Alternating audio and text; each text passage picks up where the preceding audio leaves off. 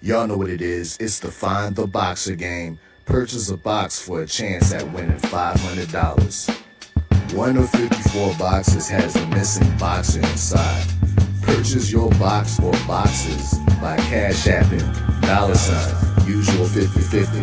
Include your box number, name, and email address. Your box number will be confirmed and sent directly to your email. Each box is $20 with a 1 in 54 chance of winning. Remaining proceeds will go directly to the LDBC meet and greet in Las Vegas. Shout out to the LDBC. And remember, it's a usual suspect day. Brought to you by Usual Suspect 6. Say a couple of 100 yards down the road, I gave myself 50-50.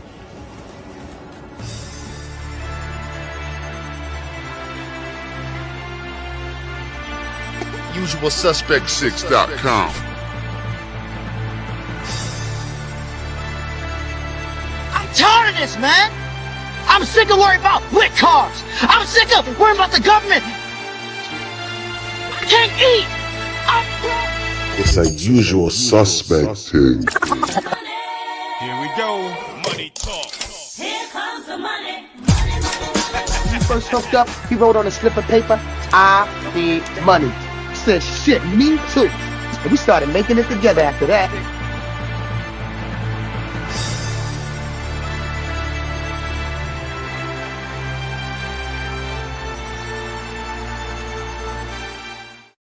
In when we standing on business, I'm Mr. Body Catcher, Slaughter Gang Soul Snatcher. Ain't no in when we standing on business.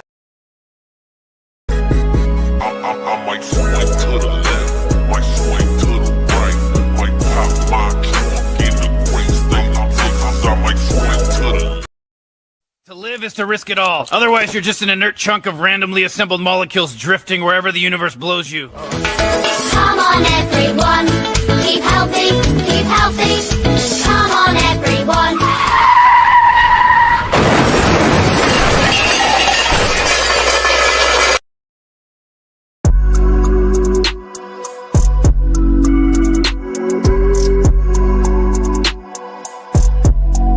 Shop UsualSuspect6.com.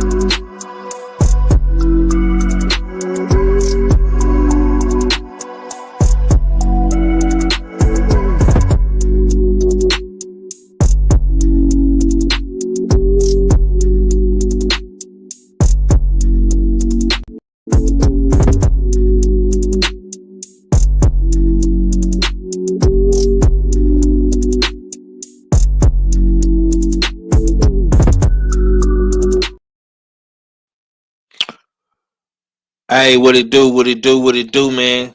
It's your boy Hard Headed Sports and Entertainment 503 line. We back with another one. Pull up. It's Sunday, man. Yes, so y'all already know what time it is. Usual Suspect Sunday, Us6Sundays, man. This is the podcast. This is the recap where we get into all of the latest and greatest hot boxing topics. And of course, we do the recaps of all of the fights over the weekend. Y'all come on in, smash the like button, get in the chat.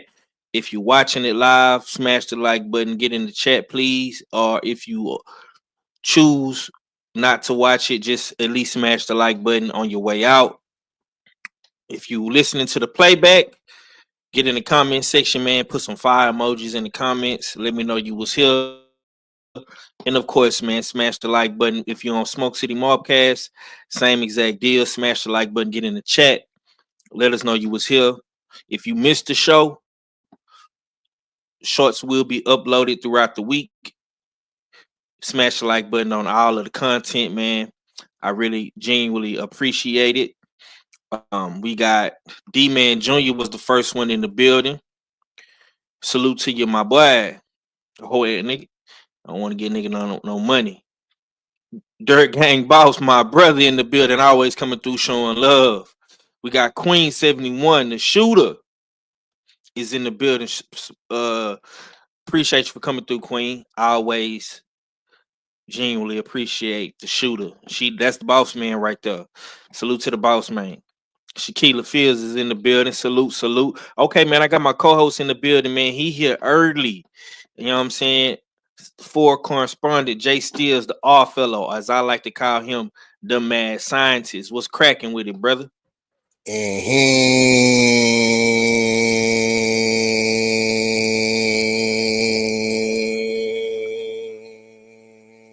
What it do, what you saying, what a guan, it's your favorite, get your most hated R fella back for another one. It's Usual Suspect Sundays with the H-Town hard hitter, 503 line, aka Mr. Texas Drip. You in the dig. Salute to the chat. Salute to the Usual Suspect 6. Make sure y'all shop usualsuspect6.com. Big up Act 100. You know what I mean, shout out to you. You know what I mean, for letting us all know that Devin Haney is a clean fighter. You know what I mean? So salute to you for that. But yeah, I'm feeling good this morning, Five, because as you can see on the screen, I'm at the top of the leaderboards. You in the dig? I'm at the top of the lead. I'm the top shotter in this bitch. You in the dig? You know what I mean? So salute to myself. Salute to Queen 71. Not only is she the taskmaster, she's also the grand treasurer of this shit. You know what I mean? So yeah, without her, none of this would be possible. You know what I mean? So big shout out to Queen 71. Yes, sir, man. We got my brother, man, Ack Wayne, Ack Reacher, Accavelli, Accaroni, and the family has gave him a new name, Ack 100. And boy out here putting cases on people, man. What's going down with it, Ack? First of all, I was showing that to show y'all he was clean. I meant to put in the stuff that Bill had in the thing because people was hating on it. So yeah, that's the reason why I sent it. I wasn't sending it to try to, you know what I'm saying, get at nobody. I was showing that he was clean. Obviously. It said negative. Look, man. All I saw was a address, bro.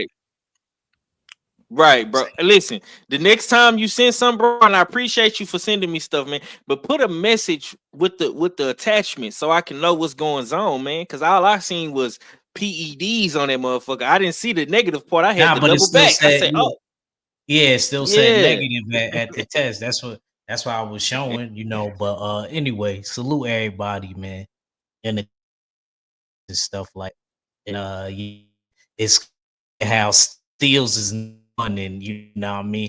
It's the system, y'all. Look at Steals at the top of the board. Look how convenient that is. Playing. Everybody did a good job last night. Good pick'ems. A lot of them. It wasn't really no upsets. Wasn't no upsets. So I was actually surprised. Shit. I was expecting to see like at least one upset, but you know, like I said, you could be at the top this week, and you could be at the top next week. All that matters is when we go towards them last couple of weeks. That's when it's really gonna matter.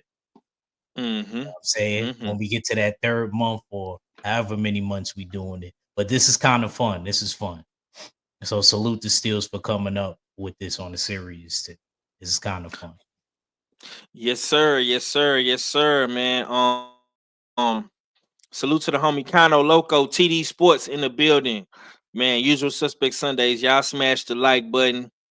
And we gonna get into some of these fights. Now, the US6 fight pool, man. I'm not gonna lie. It was a great week of fights, not the best week of fights, but nonetheless, man, we had fights. So we had Michaela Mayer, Sandy Ryan, we had Norman Jr. versus Cuellas, we had Angel versus Yabuki, we had Zepeda versus Former, we had Collazo versus Kano, we had Jerusalem versus Shaoka. Yeah, man. I'm not gonna lie, man. Salute to our fella because he is in the top of the top. He is number one. Stay Ready is at number two. Shawa is at number three. Queen at number three. I'm at, well, we all at three. We tied up for the third spot. Cadillac Rig, Ack, Rick what that is, Ricky 905, D-Man, the good doctor. All is tied for 4. And at the bottom, we got Kano, TD at tied for the 5th spot. We got Drew Titan and Stay True Meech and OG Mr. Mont tied for the 6th. And I think a lot of those people that's at the bottom of the list did not submit their picks. So please, I'm asking you, please, man. Drew Titan, Stay True, OG Mr. Mont, man.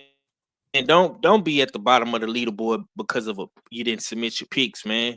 We definitely appreciate everybody for supporting the fight pool on this first season, but y'all got to get y'all picks in, man. Y'all got a whole week to submit your picks, so please, man, put your picks in, man. All fella, what you got, man? You at the top of the top this week, man. You know what I'm saying? Tell me how you feel, man. Yeah, it was a strong week. And I mean, I was lucky I broke through with pretty much a double points when I called the right knockout round for the Collazo fight. You know what I mean? That was cool money right there, as you would put it. But just to break down the leaderboards, as you can see, the black circles represent our ranking, our position on the board, and then the silver circle or the gray circle represents how much points we got. You know what I mean, in total. The bronze circles over to the far right represent our wins versus crow. Our wins versus crow. So most of us on the leaderboard, specifically on the first page, only got to eat one crow. You know what I mean? So you see the one red crow, or the red one in the brown circle. So that's what that represents. Just to break it down for all the viewers out there trying to decipher, what does this say? You know what I mean? What are all these numbers? Well, that's what it is. I'm 5-1 right now, 5 wins versus 1 crow, and I think everybody else is like that. You know what I mean? On the first page. But yeah, remember to submit your picks within due time, which is Friday nights. Bullshit on the Beltway is the deadline. Once the show is finished, no more picks will be accepted. You know what I mean? Straight up and down. But yeah, looking forward to week number 2. We got 4 fights in store, but I won't divulge into that. But yeah, this is I love this. This is, you know what I mean? This is real fun. I mean, win or lose, I'm loving the camaraderie between everybody. The kind of like the soft digging you got to do just to, you know what I mean, keep yourself on point, because nobody wants to be at the bottom. Nobody wants to be a bottom feeder. You know what I mean? Everybody's aspiring to be at the top. So I think it's forcing some of us to like educate ourselves about who we picking into. You know what I mean? So yeah, it's a beautiful thing. Let me have a little bit of fun now. It's this guy, right, who be saying all my picks be wrong, right? This is the guy, man. OG, very, very, very wise guy, smart guy, connected guy. He always in the mix of some ish. You know what I'm saying? But this guy is at the bottom of the list. I done told y'all all his picks be wrong. Yeah, all his picks be wrong. You know what I'm saying? And I'm not talking about my homie TD. That's my homie. He just had a bad week. But that guy underneath him, Kano Loco, he crazy. Crazy. You know what I'm saying? Get it together, OG. You got the Puerto Ricans out here looking real crazy, man. You know what I'm saying? And I'm not gonna speak on Drew and OG Mr. Mont because I know that they didn't submit their picks, but they are supporting the fight pool nonetheless. So I appreciate once again everybody for supporting it and stuff like that. what you got on the leaderboard, Agna? You are in 4th place. You know what I'm saying? You right there with your brother, Cadillac Red. You know what I'm saying? Or shall I say your twin? Because y'all be hating together on some Siamese twin type shit. Go ahead, bro.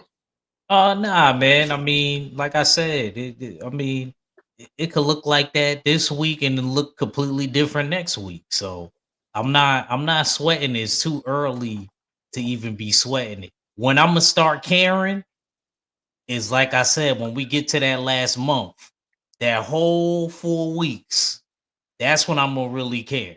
Right now, I don't care because you could be in the lead right now, and then next week this could completely change. So I'm not so impressed yet. When we get to that last month, if this leaderboard is still looking like that, which I know it's not, it's gonna be a different name at number one.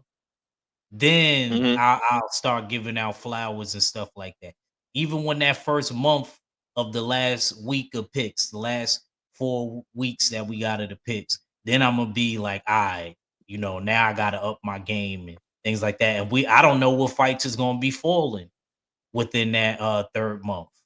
Hopefully we not on a dry spell No, I don't fights. think I don't think we're gonna. I think this season of fight pool, I think we're gonna have a shitload of fights. So You gotta think we got we got a bunch of fights coming down the pipeline, man. Before hold on, before I ask Queen question in the chat, I got a super chat from TD. He says, I got a question. Are you considered a duck if you don't submit your picks? I would say so. I'm just saying. Damn. Are you Shots calling Drew fired. Titan? Are you calling Drew Titan and Stay True and OG Mr. Mon a duck? Is that what you're insinuating, bro? I'll call Stay True Meet your duck. Shit.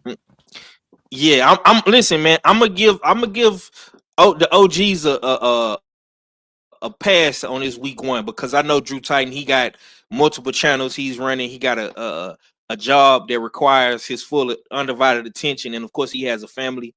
Same thing with Mr. Mont, man. I'm gonna get an OGs a pass, but I'm gonna definitely try to reach out and make sure they put their picks in for next week, man. But if I'm gonna say this though, if it's a consistent, pattern of people not submitting their picks, I mean, they may be ducking. But once again, that they supporting it. So I don't want to put that duck jacket on them just yet. They are supporting, they did pay, you know what I'm saying, and they supporting the family. So, it's kind of you know what I'm saying? Yeah. But yeah, TD, you want some TD, you shooting shots early, my boy. I thought I was the shooter. You came up in here shooting, man. TD But don't Queen like being say, on that second page, bro. nah, he don't. He don't. He don't. Queen say, how did you get 2 crows if you only got 1 fight wrong? Arthur, can you address that? Yeah, It's it's an been Arthur addressed. question. 5. It's been addressed. Okay. OG did pick. He did pick 2 round fights. This isn't a situation where we had previously this morning with U5, where we quickly addressed that and corrected it. This ain't that. Those 2 bad picks still stand. Yeah, okay. Damn, Joe. I was literally trying to get you to join Friday, bro. I gotta get your number, man, so I could text you, man. I was trying to get your number. He say, even though I am late, can I still join for the love of the game? Yeah, that's an all filler question, man. I'm not the that's an all filler and Queen conversation. I'm not the Nah, one. B, that's a league vote question. Yeah. Joe always supporting and always in the chat. Joe got my vote. Yeah, he got my vote too. Joe, Indeed. Big Joe I'm always gonna tell you. love, so. I'm gonna tell you off bat. He got my vote because Joe is a real one. You know what I'm saying? So yeah. Matter of fact, you can take my cousin's spot. Stay true. I know I'm bad. Yeah. But next, like I say, man, we gonna do this for 3 months. So at the end of June, we'll have a new season of Fight Pool. Yeah, man. So yeah, if Joe want to get in and take the homie Stay True meet spot, that's cool. TD say he vote for Joe. Um, Kano say he vote for Joe too. So yeah, man, everybody want Joe to join. You know what I'm saying? I'm with it. Salute to the homie KG. I appreciate you for coming through, big bro. Yeah, I seen KG. He was on the town last night. You feel me? I seen you, big bro, out there shaking and moving. All right, man. Let's go ahead and get into some of these fights. Let me go back to the actual. No, that's the point system. Let me see. Let me go back to the actual fights, the fight results. Okay, so let's go ahead and work our way from the bottom to the top. Um, let me go in chronological order because I think the Angel Larbazel fight and the Yakabuki fight was first. And that was an upset alert. So for that, we do have to eat crow because I don't think nobody picked the Japanese guy. So yeah, we're gonna have to eat crow for that one. Nah, Ricky I'm so did. Ricky tired. did. You say Ricky did? Yeah, Rick picked She that was in one. an early lead with that Oh, pick. okay, yeah. Salute to Rick for that. Okay, let's get it. I'm so tired of being fat, but I keep on eating snacks.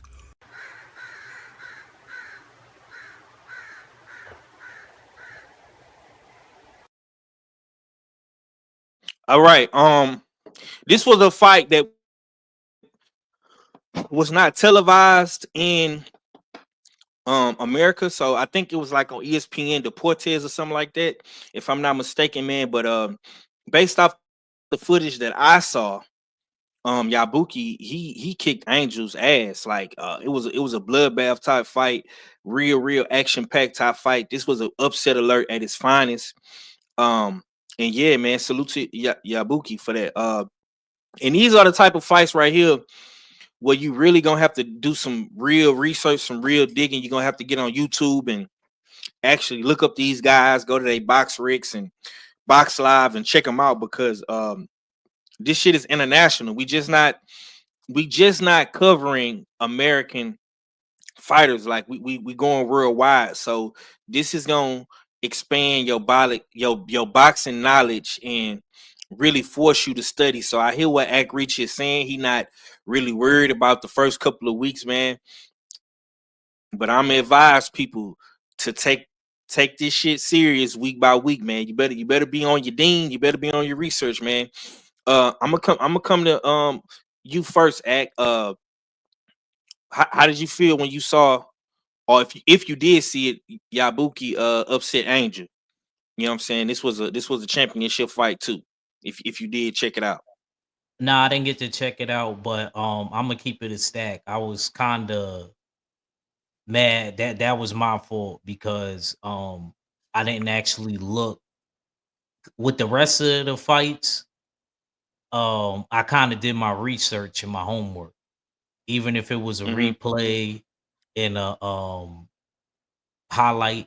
I was doing like my research. I didn't research these two guys, so Mm-hmm. that was definitely my fault. So I deserve that. Everybody else, either I knew about or I did my homework. Like Collazo and Edwin Cano Hernandez, I did my homework. Um, uh, like I said, I kind of deserved that crow because that was like the only one that I didn't like do my background check on my homework on. So yeah, and I kind of was like Mm-hmm. forced to pick that one. But it was a good upset. These dudes was battered and bloody. I only seen the highlight in the 12th round when Labarzo got stopped or whatever. So salute. Salute to your Boca. Yeah. He deserved to win. He deserved to win. Was no controversy behind it, and he got the win. So I can't really break it down, but I could say like I just seen that last round in the highlight. So salute. Yes, sir. Yes, sir. Yes, sir. Yeah. Salute to Yabuki, man. All fella, this is your lane right here. This is foreign territory right here, man. What was your thoughts when you seen Yabuki get that upset over Angel, man?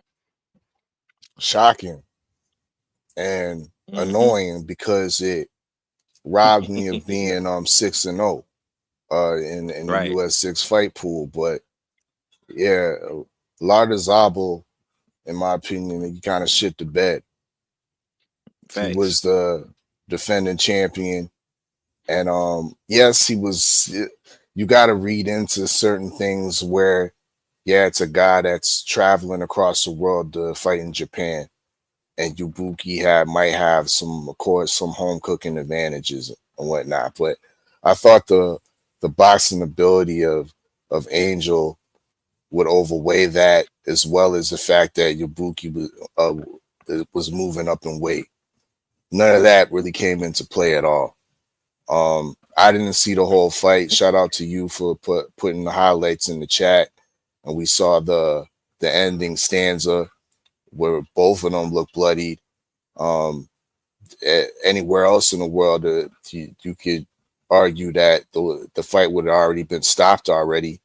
But with that being Mm-hmm. said, Ibuki pretty much washed Angel, because looking at the scorecards before the stoppage, he won all the rounds. So he didn't even need to knock him out to get that win. It was a bloody affair, but Mm-hmm. um, Ibuki, I think, really got the best of the work. So yeah, shout out to Ibuki, the new IBF flyweight champion over there. Mm-hmm. Okay, Leah, I'm playing with these layouts. TD, I sent you a link, bro. If you can join, you know what I'm saying. Kano says, "Am I the only? Am, am I going to get these wrong every time? LOL. Unless I get a lucky guess because I ain't watching no ish over there. Yeah, that's what it looked like, my boy. Queen say Yabuki might be fight of the year with the bloodbath. That fight was, yeah, man. Yeah, that fight was definitely action packed. I wish I can really go back and watch that, man. Yabuki was coming off a long layoff too and was older. Yeah, that's one of the main reasons why I picked Angel. Like, dude was coming off a crazy layoff, and I think he came up in weight or something like that. You know what I'm saying? Like, this was, yeah, this was, yeah, it was a good one, Bob, man. Bob, what I always tell you, bro. What? Sometimes having a long layoff works for people better than other fighters. I keep Right. telling some people gotta let their body heal. You remember before E Bunny got shot. Remember he took a long layoff and he was on that Adrian Broner card when Adrian Broner fought the Giovanni dude. And remember Mm-hmm. how good Robert used to look when he moved up and he had a long layoff? So, and then look at Brian Norman last night. We ain't gonna go there yet, but I'm just saying sometimes it's good for a fight. It just depends on who the fighter is. So long layoffs ain't always bad. I don't agree with people that say it's not always bad. Sometimes you need that to heal mentally and physically. Yes, sir. Yes, sir. Now this was the fight that got the separation in between the leaderboards, and this is what put Stay Ready and Odd at the top of the top. And salute to them, man. And this is why I say, like, I'm gonna say this too, like, you gonna really have to be on point with your picks because them extra points and shit, them extra little points you get for getting the right call, split decision, knockout, majority decisions, you know what I'm saying, draws and all that. That shit is gonna help, man. Um, okay. That's a bit tedious. I just thought maybe you wanted to join, man. But I appreciate you for being in the chat, bro. Say less.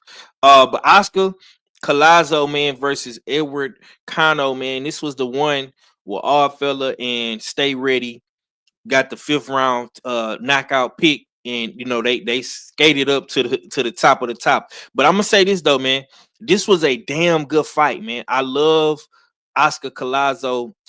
He's definitely one of my favorite smaller guys next to Monster Inoue and Juntao and Bam. Like he in that mix, you know what I'm saying? And he when he come on, bro, he be throwing them hands like he body shots.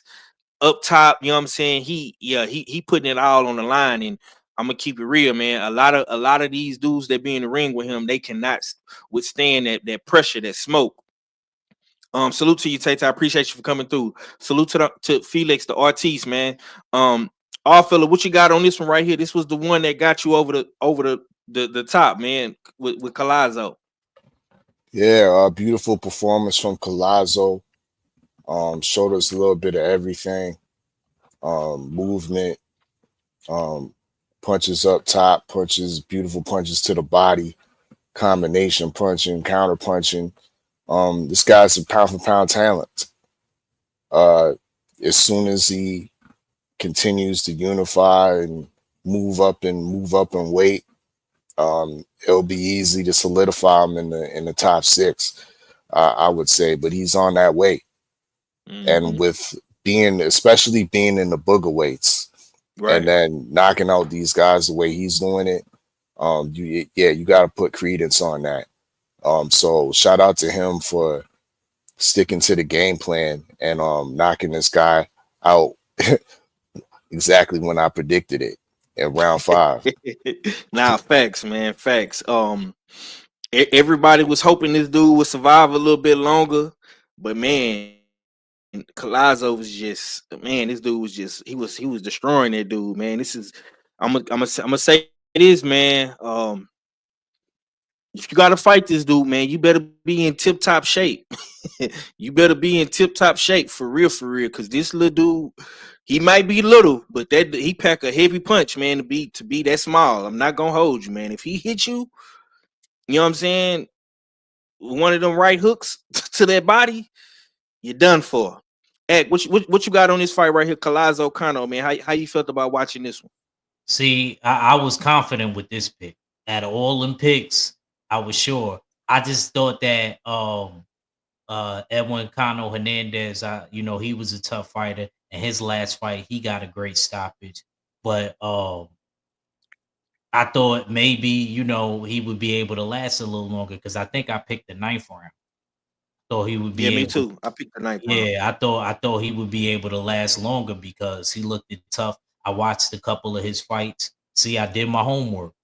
But as far as Oscar, he did his thing, bro. And I'm not gonna lie, I'm with Kano, man. I think that he's definitely the face of Puerto Rico. I might have to switch over, even though I like Xander. Xander's my guy right now. You know what I mean?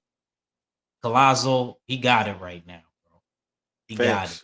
Like Fields was talking about body head punches, like skill, could control the distance. He's not a one-handed fighter. That's a definition of not being a one-handed fighter.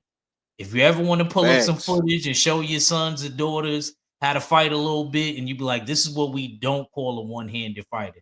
Now, there's another fight that we're gonna get to later. That's a definition of a one-handed fighter, but there was a reason behind that. But as 503 is Steels know what I'm talking about. But gotta give Collazo his credit, bro. Amazing talent, skill, angles, combination punches. He check off a lot of boxes to me, man. Definitely the face of Puerto Rican boxing right now.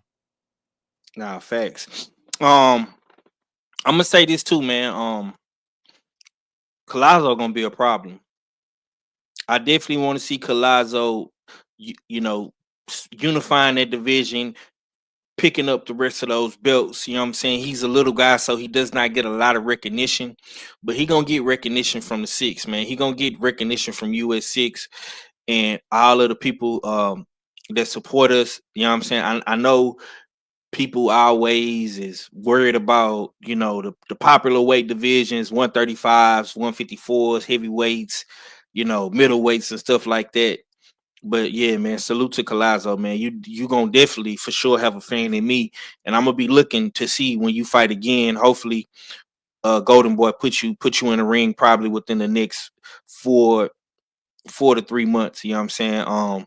So he fought yesterday. It's the end of March, so hopefully he be back by at least July, August, somewhere around that time. where we had a meet and greet. You know what I'm saying? Okay, moving right along. I'm trying to go in chronological order. So the next fight I think that came on after the Collazo fight, if I'm not mistaken, was B Norman versus Cuevas. Now this fight right here was action packed from round 1 to round 3. Brian Norman Jr. did get to the third round knockout. I did pick Brian Norman to knock this dude out, but I didn't think that it would come so early. Cuevas did buckle B Norman in the first round. If people was paying attention, he came in with a left hook, kind of buckled him, slightly buckled him, but Brian Norman took it well. He recovered quickly, so I got to give B Norman credit for that, man. And that second round, man, you know, he started landing his own hook. You know what I'm saying? He started landing his own hook. The only criticism that I would say for B Norman is, bro, you got to start using your defense a little bit more, bro. Like to me, when you fight a Boots Ennis or a Stanionis or a Barrios or any of these other guys, you know what I'm saying, that really can punch and that are accurate, bro, you're gonna have to start moving your head a little bit more, man. You stop just getting hit for no reason. Um, but yeah, man, he came in that second round, hurt him in that second round. Then came back in the third round and finished the job. He knocked that boy out with a jab, with a swivel jab. Came with the hook right hand, and then when my man let his right hand down, he came right over the top with a jab, and it was quick. It was quick, you know what I'm saying?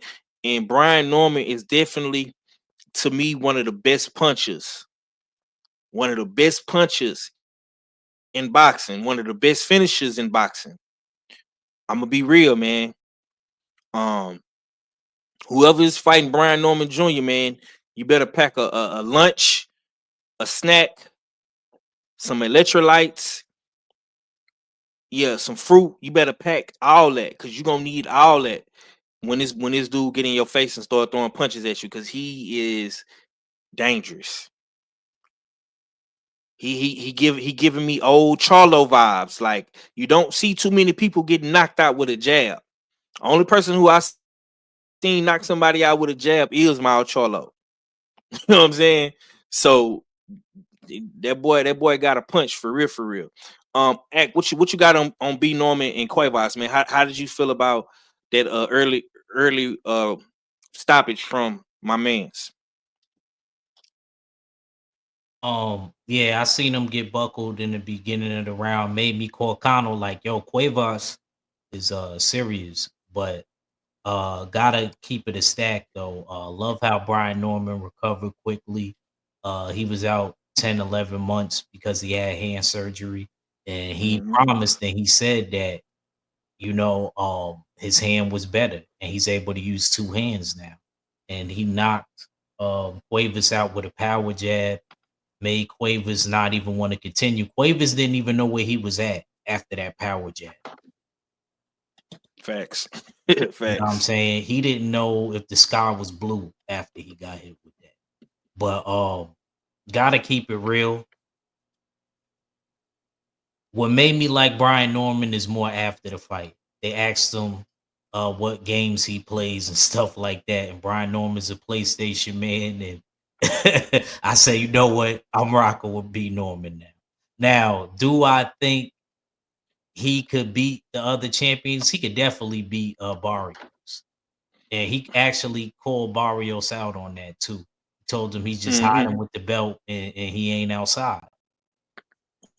He literally said he ain't outside. So where you at, Barrios? We ain't see you in a minute after Abel Ramos. You know what I'm saying? So Nah, these is facts. with that being said, very impressed by Brian Norman, youngest male champion right now in boxing. And I definitely want to see him verse the Boots and stay on this winner. Mm, I think that actually Brian Norman should be at that fight. facts. Keep it a stack. just as a sign of good faith, and steals. What's his name? Jin Shishina. What's the Japanese dude? Yeah, the motherfucker that ain't fought nobody, Jin Sasaki. Yeah, Jin Sasaki. Yeah, the welfare. Sasaki pulled up on that Yeah. boy. He You pulled seen up. that? Yeah, he said. Yeah. He ran down with the letter of it's some type of thing that they got over there in Japan, but he I ran down. call it the letter of intent. I like it though. Yeah, that's a fact. Mm-hmm. So I respect him though, because Jin Sasaki, he also feels like he could beat Boots. If for some reason he targeting the black champions, but that's another story. He really need to be targeting Barrios, but maybe he's ranked in those two sanctioning bodies in the I ain't Yeah, IBF. I'm hating finna, on I'm his finna, Japanese drip. I'm finna pull that up, bro. So maybe that's why he's targeting Boots and Go Barry ahead, Norman. all fella. What you? Yeah, but yeah, that's all I got. Go ahead, Steely. Yeah, go ahead. All yeah. What you got on this Norman and Quavos, man? And how you feel about Sasaki pulling up, man? Trying to get that smoke. Great performance from Norman Jr. I initially picked it a unanimous decision. When I looked at Quavos's jaw and the fact that he's been up at 154, I went with the theory that he'll be able to take the punishment. And then I further heard from Ack about or was reminded about Norman Jr.'s hand surgery and whatnot. So it led me further to believe that it's going to be a unanimous decision. Yes, Norman Jr. got rocked in the early on, but it's not so much that he got rocked, but it's how he responded after he got rocked. And so he showed great recuperative powers. Mm-hmm. And after recuperating and recovering from that punch, he was able to make solid adjustments because he wasn't fighting Derek Quavos the same way. In the early bit, Quavos was very confident. You know what I mean? He was almost borderline showboating in a sense. That much comfortable. But Norman Jr. did make his adjustments and start utilizing the whole ring, utilizing his footwork, circling, setting, walking Quavos in the traps. The jab was very sharp, and one thing I was very impressed with Norman Jr. is, he has speed, he has punching power, but he's very explosive. You know what I mean? Mm-hmm. That explosiveness is what might separate him with the with some of the other champions. It's Derek Quavos, but he's never been knocked out before. You know what I mean? I have to put once again. I got to put credence on that. When I match him up against these other champions and think about the outcomes, of course, Barrios is food. But the other two, damn right, Norman Jr. needs to be in Atlantic City in a couple weeks, a la Jin Sasaki, with a letter of intent for both of those guys. Because he's more than a live dog. This might be a 50-50 fight after what I saw last night. That's my take.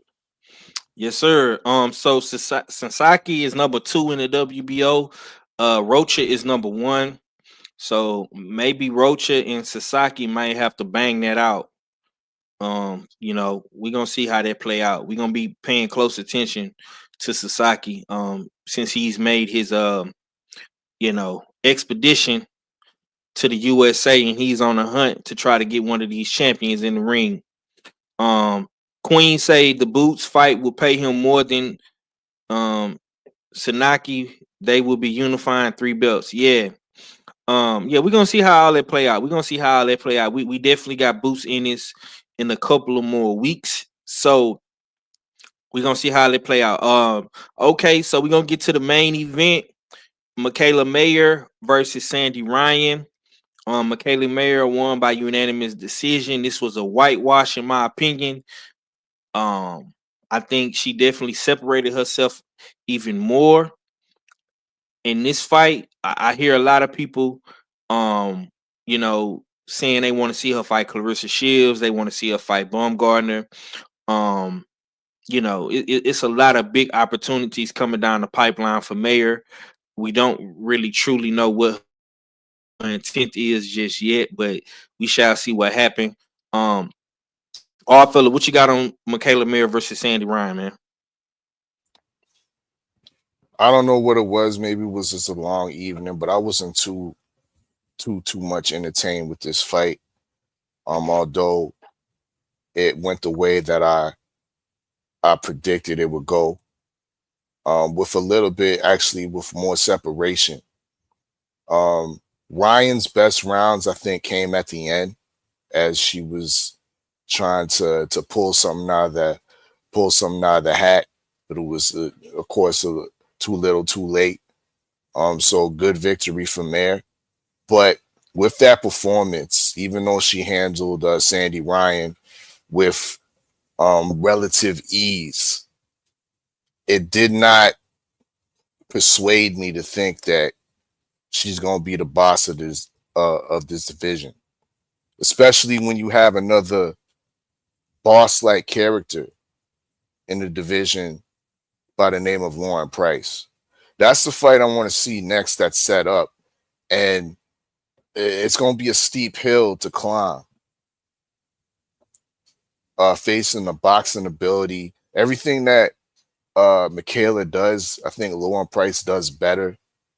She has more speed. She has more defensive ability, fast twitch muscle, head movement, upper body movement, all that. So it's going to be interesting to see if they set up that fight. I hope it's next for, I guess, what I believe would be not unification, but undisputed. But steep hill to Undisputed with who? With Lauren Price and Michaela. Lauren Price. Okay, yeah. Yeah. You know what I mean? So I don't want to hear all this talk about the GWOAT.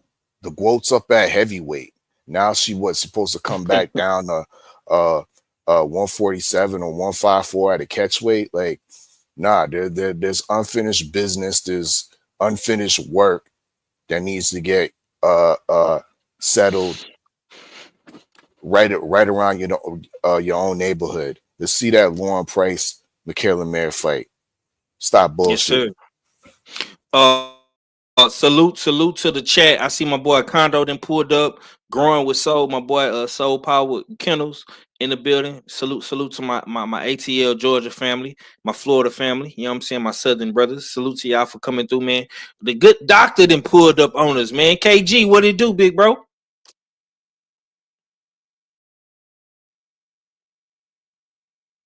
You on mute if you talking, K.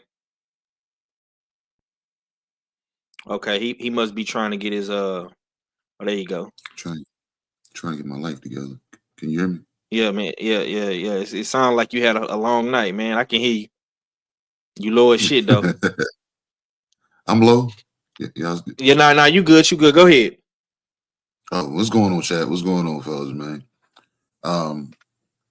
What's up, man? I'm trying to get my life together, man. You know what I'm saying? Trying to get my life together. Yeah, you sound like B. You sound man, like it. It sounds like you had a rough night, my boy.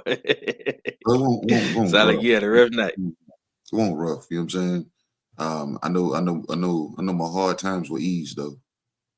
So man, how much pints of box juice did you have last night?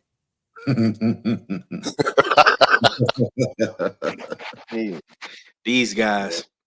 Okay, KG, I know you was on the town last night doing your thing, man, but was you able to watch any of the fights, or was you able to catch any of the fights this morning on the replay?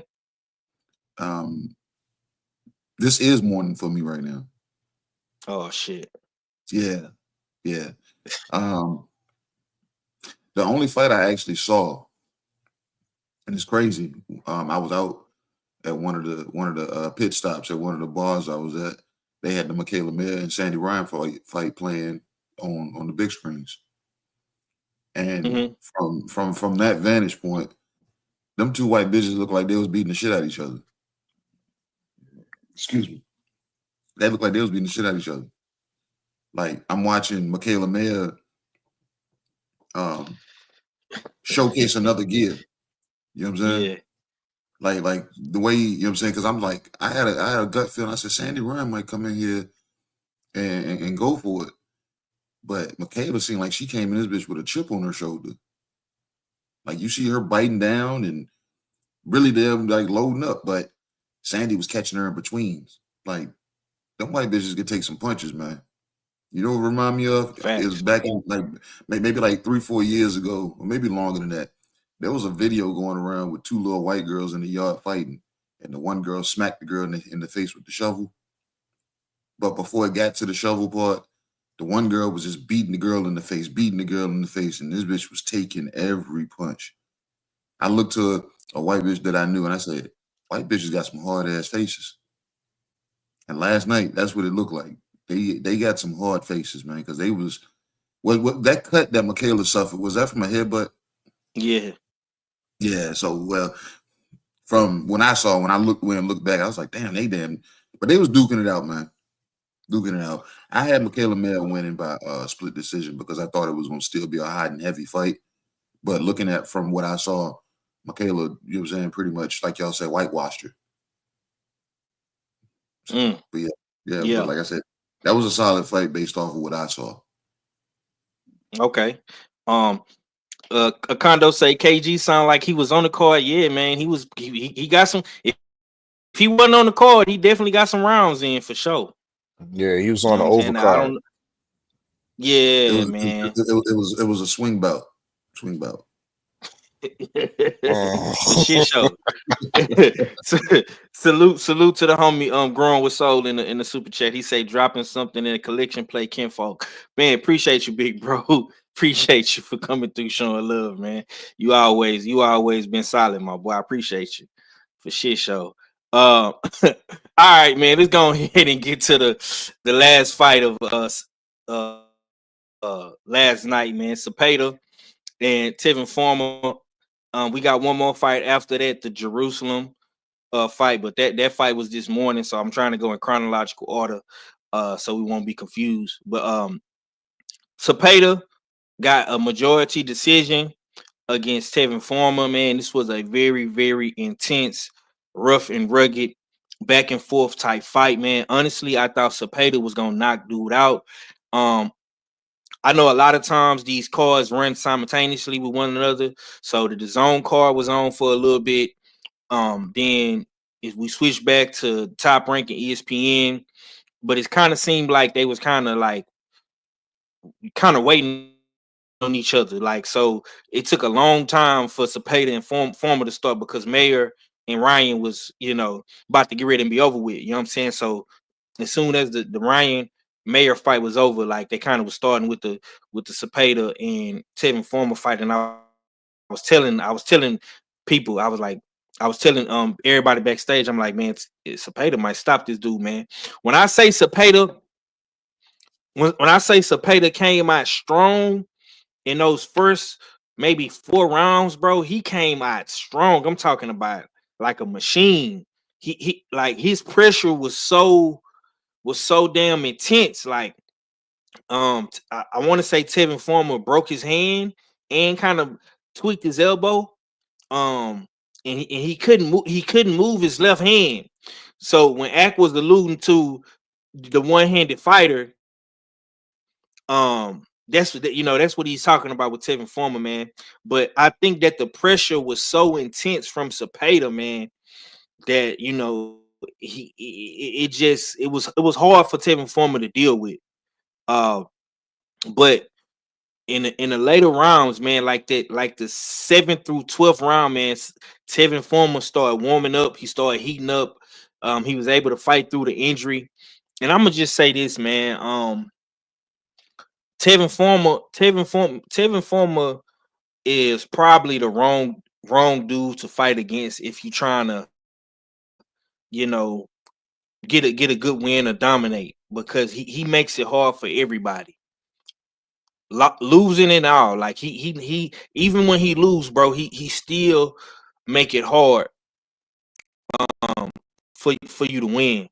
And I was joking with the family in the back, and I was saying, like how Tevin Foreman is like a Timu version of Shakur. But I'm gonna say this, man. Sometimes, man, ain't nothing wrong with getting stuff off of Timu. You know what I'm saying? You get your little shirt, some shorts, maybe. You know what I'm saying? You might order your, some little household stuff. You know what I'm saying? Off of Timu. Timu, you know what I'm saying? Timu ain't bad. You know what I'm saying? So I don't know why people say Timu was like such a bad thing, but you're not gonna get everything off of Timu. You know what I'm saying? Like a TV or a PlayStation or something like that. But I do think that Tevin Former is a tough fight for anybody, and it showed in the Zepeda fight.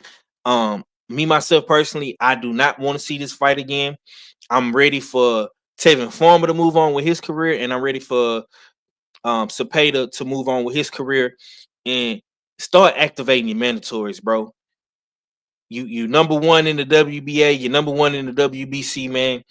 Let's activate them shits, man. It's time to get shit cracking, man. You know what I'm saying? But I understand why you haven't fought a Tank or a Shakur Stevenson yet. It makes sense, bro. But I'm gonna say this and I'm gonna pass it. You got 33 fucking fights, my guy. 33 fights, bro. It's time for you to step up in competition. What we doing? What we doing, bro? Keyshawn got a belt in under 20 fights, bro. You got 33 of them bitches. I know the interim belt look good, and you're able to hold up a belt now when you're coming in the ring, bro. But you got to fight for the real thing. You got to fight for the real thing. You know what I'm saying? Ack, I'm gonna slide over to you, man, because you made the analogy of the one-handed fighter. How did you feel about watching Zepeda and Tevin Former? And did you have Tevin Former winning? Did you know what I'm saying? How did you feel about that fight? Because I see a lot of people saying Tevin Former got robbed. How? I'm gonna keep it a stack, bro. It was too many times in that fight where Tevin Farmer almost got stopped. He had me scared to death. I was about to be like, "Dad, yo, I'm about to eat crow." Not about to eat crow, but I'm about to not get it right with the decision, because I thought it would, go to the end. And Zepeda, You ain't lying. yeah, you know what I'm saying? So Zepeda, to me, he actually did better in this fight. I thought he applied more pressure, and then um something happened with, I heard his elbow. I heard something happened with Tevin Farmer's elbow. And one thing that I do have to admit, Tevin Farmer, I already respected him, but that gave me 1,000 times more respect for Tevin Farmer, how he battled through it. How he battled through it. He only really had one hand he could use. He was fighting through being hurt. There was a point in the fight, and this goes on both guys. This is how you know I'm being fair. Where I thought Zepeda dropped him, they ruled it a slip. And then there was another point where Tevin Farmer dropped Zepeda, and they ruled it as a slip. Both of those was knockdowns. When Zepeda did what he did to Tevin Farmer, and the referee ruled it a slip, and then when Tevin Farmer came back at the end, and then the referee ruled it a slip again. But you know what? Neither one of them got it counted as a knockdown, so I'm not going to be complaining about it. Then the 12th round, Tevin Farmer, like I said, through the pain again. I thought I was going to have to eat crow because he ended up hurting him. They hurt each other a couple times in the fight, But that one in the 12th round, I was scared to death, Five. I was about to be like, I know Zepeda ain't about to get stopped. I know he ain't about to get stopped all that way. I just felt like he was more active because Tevin Farmer's hand was messed up. Tevin Farmer still did a great job, but I don't believe he did enough to win. In my personal opinion, I don't think he did enough to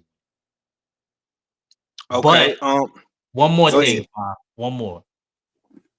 Go ahead. Zepeda Do your didn't thing. mention Shakur Stevenson, and rightfully so. Shakur, don't even clamor for that fight. Like Steele said yesterday when we did the titles, if you're not gonna defend not even defend your interim belt that's supposed to get you to become the mandatory or next to get a title shot, if you're not gonna take a title shot, because Zepeda's the first dude I ever seen ranked in all the sanctioning body and was the mandatory at a point for every single champion at 135. I never seen that.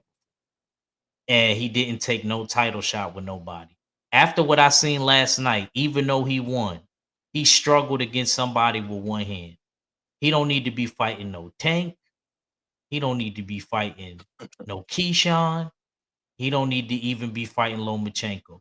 Lomachenko could have been in a walker and still whooped his ass, if you ask me, bro.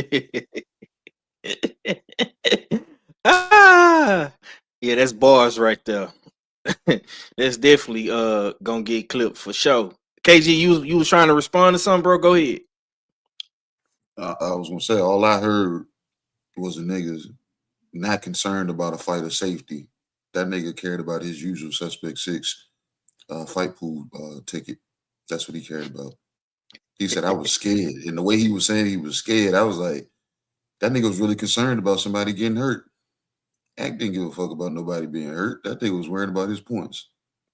Exactly, bro. That is a motherfucker right there. Harlem.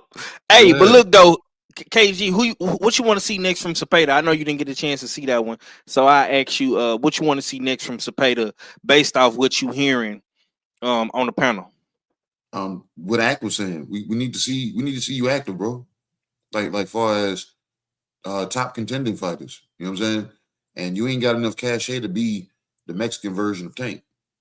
Being able to pick and choose who you fight. You know what I'm saying? Saying, you know what I'm saying, telling people who have they fought. You know what I'm saying? You're not that dude right there. You know what I'm saying? So if you ain't that dude and you don't talk like you that dude, I need to see you damn in some not step up fights, but high level fights, man. High level fights, man. We need to see you in there with the elites. You need to be facing your contemporaries. Ain't that the word we like to use? So yeah, it is. Yeah, salute to Drew Titan. Yeah, we need salute to see Drew Titan. He made that word popular. Yeah, we need to see you fighting your contemporaries. This is Zepeda. Facts. So that's what I want to see next from Zepeda. Tevin Farmer, Ship is sailed, but like I said, I'm not saying it to throw shade or nothing. I love Tevin Farmer, but if you know what I'm saying, on the back end of his career, if he's not gonna get more active with his offense, you know what I'm saying, he's fine in spots, but we can still see where he lays off because he still finishes his defense. So that's that way of boxing is almost, you know what I'm saying, been absorbed. So he's gonna have to get in there and actually really showcase on guys, defensive wise, you know what I'm saying, so he can be like a Shakur, where Shakur doesn't, you know what I'm saying, necessarily have to hurt anybody. He's gonna put people to sleep, but he's not gonna, you know what I'm saying, lose any fights. Tevin Farmer needs to put himself in that position. He gets complacent. So I don't, you know what I'm saying, I don't really know what I want to see from Tevin Farmer. Matter of fact, I want to see Tevin Farmer just go ahead and get his YouTube channel going. Him and his old lady be going, you know what I'm saying, do the videos where they cooking and all that other stuff. You know what I'm saying? Because he's a funny dude. So, but other than that, and I'm not saying retire. Don't take any stretch of the imagination. I'm saying retire. He's one of those gatekeepers that's not a gatekeeper, but is because of who he is. So yeah, that's what I got on Tev and Williams Zepeda. Yes, sir. Yes, sir. Salute to everybody coming through. I seen my boy Drew Titan come through earlier. Listening. He say, "Cook up, man." Yeah, we definitely cooking. We on the job, OG. I'm gonna have to get with you so you can get your picks in for next week, man. I don't want you to be at the bottom of the bottom, man. You know what I'm saying? I know you probably forgot about it, but yeah, we're gonna have to get your picks in, Drew. All fella, take us home on this topic, man. Zepeda, Tevin Former, man. Yeah, Tevin does enough to look good, but in this case, he didn't do enough to win. In this somewhat unfortunate case, or a hard luck case, where partially through the fight he suffered that injury to his elbow or to his hand or whatever. But that's part of the game. You know what I mean, so I can't sit here and cape for Tevin by saying that this was a robbery. I felt that he had lost a fight and he made a gallant performance in the end and coming back. And I was one of those ones backstage saying, yo, hold up, man, to take your foot off the gas because I need this to go to the decision. And I was scared that Tevin Farmer was going to knock out Zepeda. I don't know why Tevin Farmer didn't knock out Zepeda. He should have went all the way with it, but he didn't do it. You know what I mean? So that's on him. Right. He had the chance to take it from the judge's hands. You know what I mean? Bad hands, bad elbow, and all. And he couldn't do it. But what he did do is that he solidified something for me, Five. I now know that William Zepeda is just the lightweight version of Alexis Roca. Yeah, he's just a lightweight version of Alexis Roca, and any high-level contender or champion with boxing ability, counter-punching ability, with a solid defense, can easily dismantle the basic William Zepeda. That's what he showed us. The one-armed Tevin Farmer was able to work his way back into the fight to the point where he almost stopped this undisputed mandatory that won't take no title fights.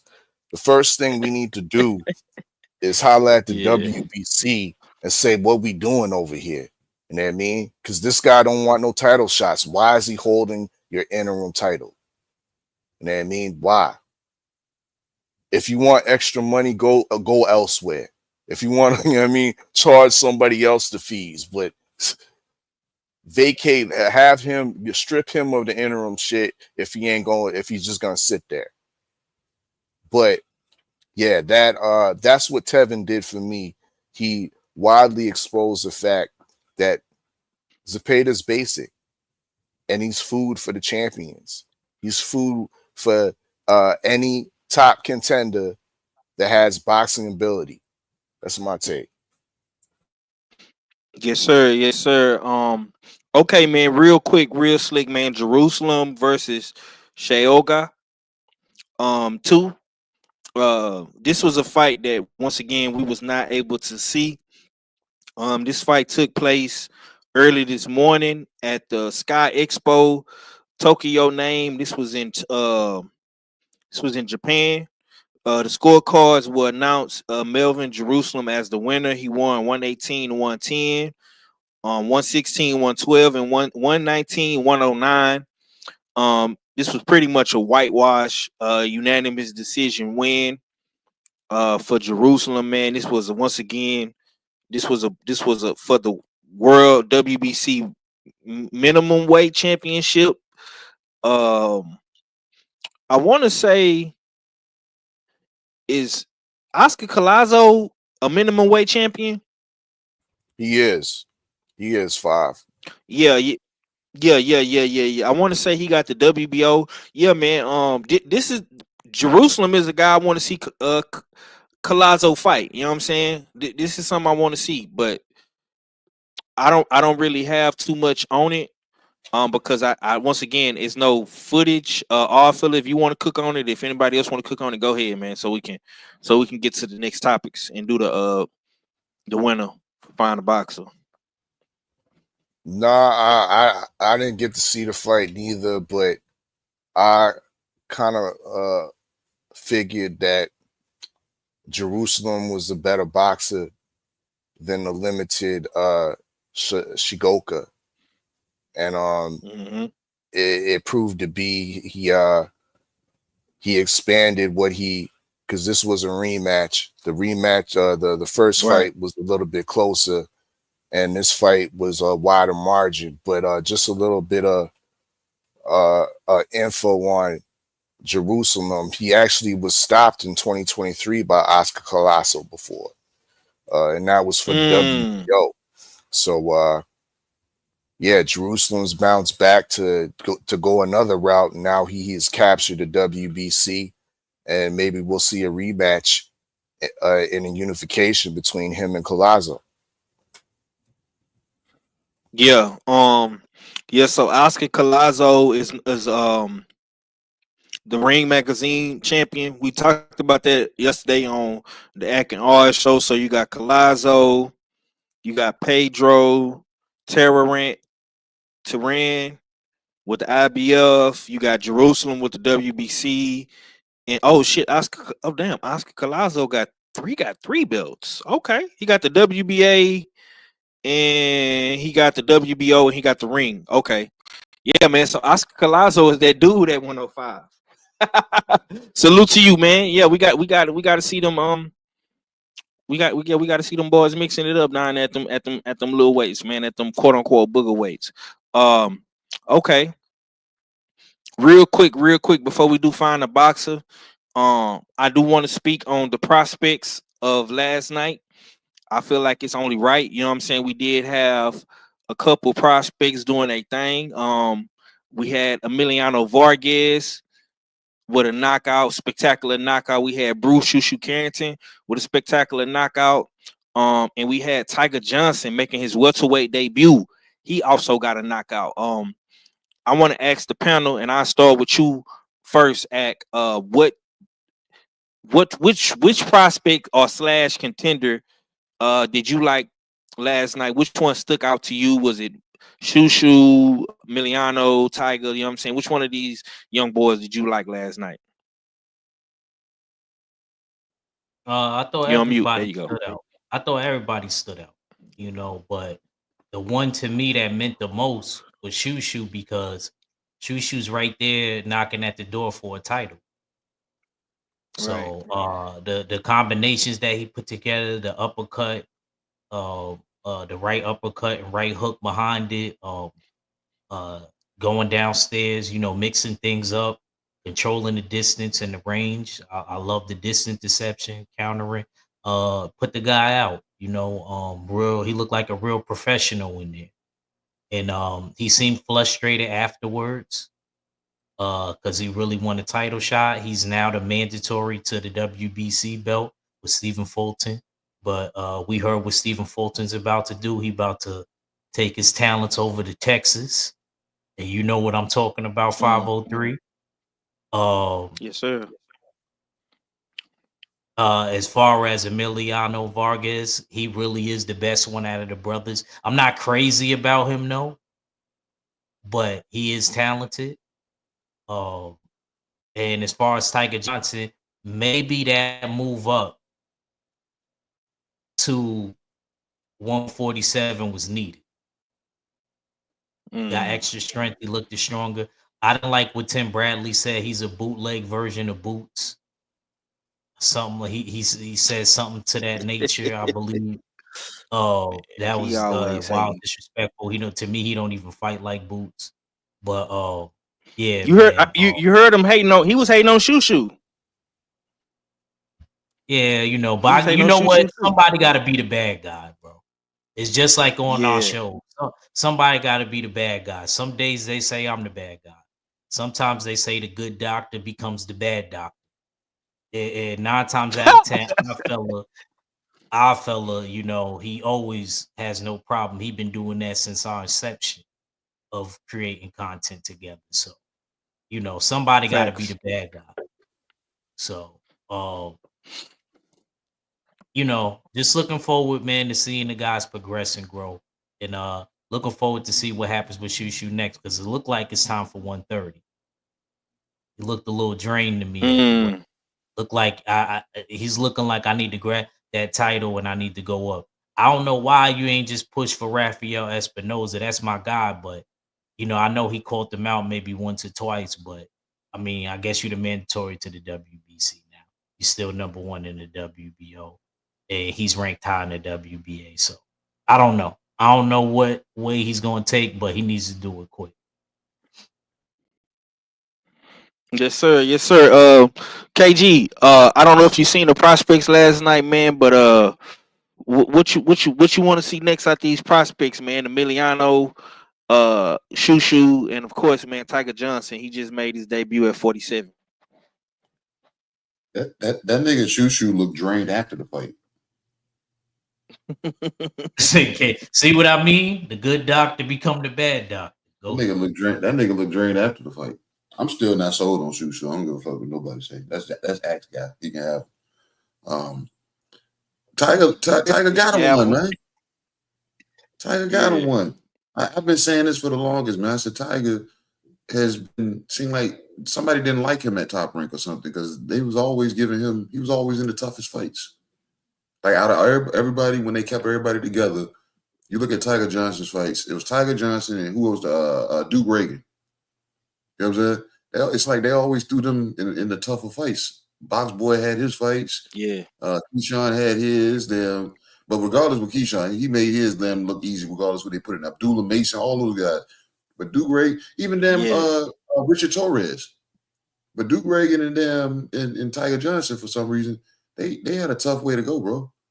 And last night, from what I saw with Tiger, I said, oh, Tiger actually got him one that he can beat up on. So, and I didn't know he went up to 47, so maybe that's probably what it was. You know what I'm saying? Because he did look a little stronger in there. So, I'm hoping to see better things for him. Maybe they got a model of what they, you know what I'm saying, see him on, and they're like 47 might be the way, but his team might have discussed that. And 47 is about to be one of those divisions right now because the belts are kind of out there, and then the tough one is going to be with Boots and Stay Honest. So, and then you got Brian Norman them doing, you know what I'm saying, showcasing, you know what I'm saying, himself last night. So, Tiger might be able to you know what I'm saying, might be able to shake a few cages in, you know what I'm saying, at 47. So, hopefully, I want to see something come of him. Because everybody else that was, you know what I'm saying, all together, they've all branched out and we've seen them at a high level capacity. What you about to say, Fab? I want to ask you this. What's your take on the battle between the Vargas dynasty and the DB3?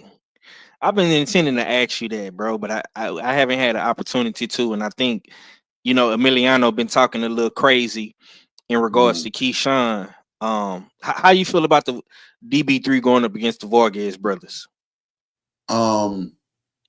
This ain't no shade to the Vargas brothers, but they gonna have to step their shit up. Because I'm saying this because it's not really. It's not a race, but it is a race. And the way damn Keyshawn is keeping his damn family ahead of the game by his output and bringing the brothers along. You got Calvin over on Pro Box, damn, still putting in work. Like I said, he's making himself damn multiversal, multi-purpose. He can be used in different damn avenues. Keon is showing improvement every time he gets in. The Vargas brothers, I don't know they fighting until y'all tell me. You get what I'm saying? So they're not being pushed. Yeah, they're not being pushed. And then who are the guys that they're fighting? You know what I'm saying? Keyshawn was trying to fight somebody a step up every time. Calvin takes who who they put in front of him, and Keon is gonna get what they get because he's new.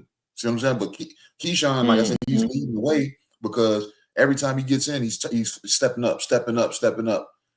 Me coming back and fighting one of the Vargas brothers is more so putting money in y'all pocket because DB3 has pretty much, we've blown up a little bit because of Keyshawn. Now, like I said, if they if one of the Vargas brothers had one of their brothers, you know what I'm saying, in the running for whatever division that they was in, I can see them, you know what I'm saying, talking the shit that they talking. But y'all kind of falling behind in the race. Y'all gonna have to keep up in order to be able to be heard. That's what I got. Yeah, I'm gonna say this, man, before I go to all fella. Look, man, Emiliano, you know what I'm saying? You riding the wave of your father's last name, and your father was a hell of a fighter. And he didn't duck no smoke. He took all of the tough fights. Maybe he took too many tough fights back to back. I like Fernando Vargas, but y'all not like y'all daddy. Ain't none of y'all like him. So let's just get that understood, bro. And another thing, bro, Emiliano, you still fighting 8 rounders, fam. You fighting on the undercard. You haven't even made the transition to be on ESPN yet, bro. And you live in Vegas, born and raised. Keyshawn is a headliner. When he goes to any fight or he has any fight, bro, he's the headliner now. He's putting thousands of people in stadiums, bro. So you be talking like, and I get it, bro. You got a nice little presence on social media. You're a pretty boy. You kind of got that Ryan Garcia shit going with you. You know what I'm saying? You know, that's cool, bro. But you're not on Keyshawn level yet, fam. You're not even contending for a title. You're not even headlining. You're not even selling out in the small room in Vegas. That was a Michaela Mayer show. That was a B Norman show, bro.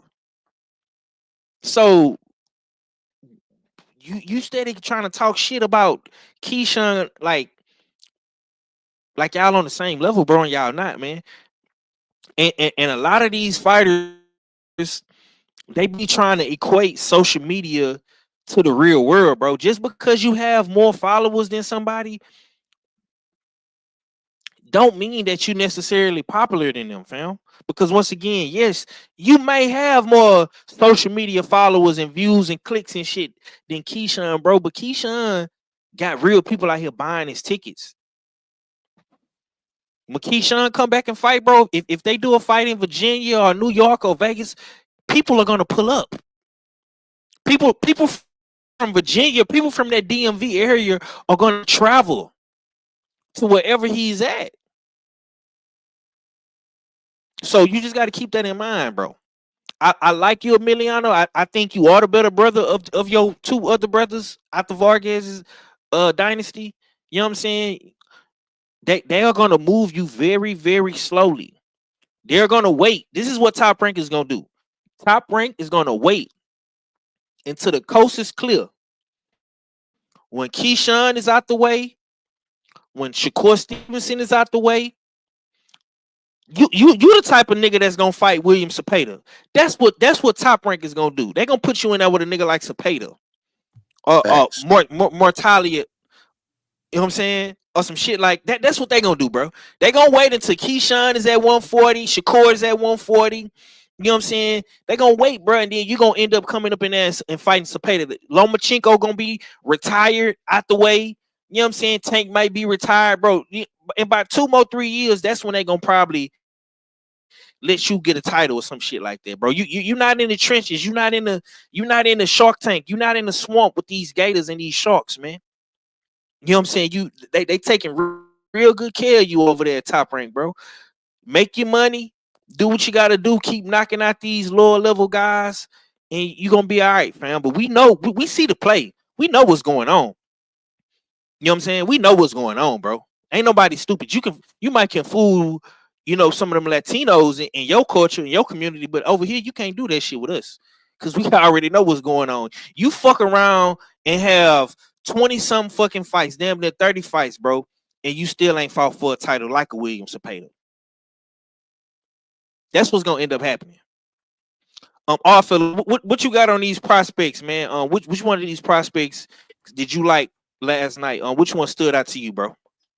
I didn't get to see the Tiger Johnson fight, so I don't got much on him other than the fact that it's good to hear his name um back in good graces of the boxing community with regards to his performance, because he kind of been quiet. Um, he of course KG alluded to earlier. He's kind of part of that class of Keyshawn, the Duke Reagans, the box boy Troys, and we haven't heard much from him. You know what I mean, so it's good to hear that he's had a spectacular performance, and he can build on from that. The Vargas kid didn't see the fight. However, once again, I agree with the good doctor, is that I didn't even know it was happening. And I think that's due to the fact that he's fighting a lot of nondescript opponents. We see Queen 71 in the chat saying that he's fighting 8-rounders. That's another big reason you're fighting 8-rounders against nondescript opponents. Guys like us might not hear about it, might not care about it. You ain't headlining, you ain't co-maining. You at the bottom of the kind of like the doldrums of the card. You know what I mean? Hidden. So in my opinion, it's time to step it up.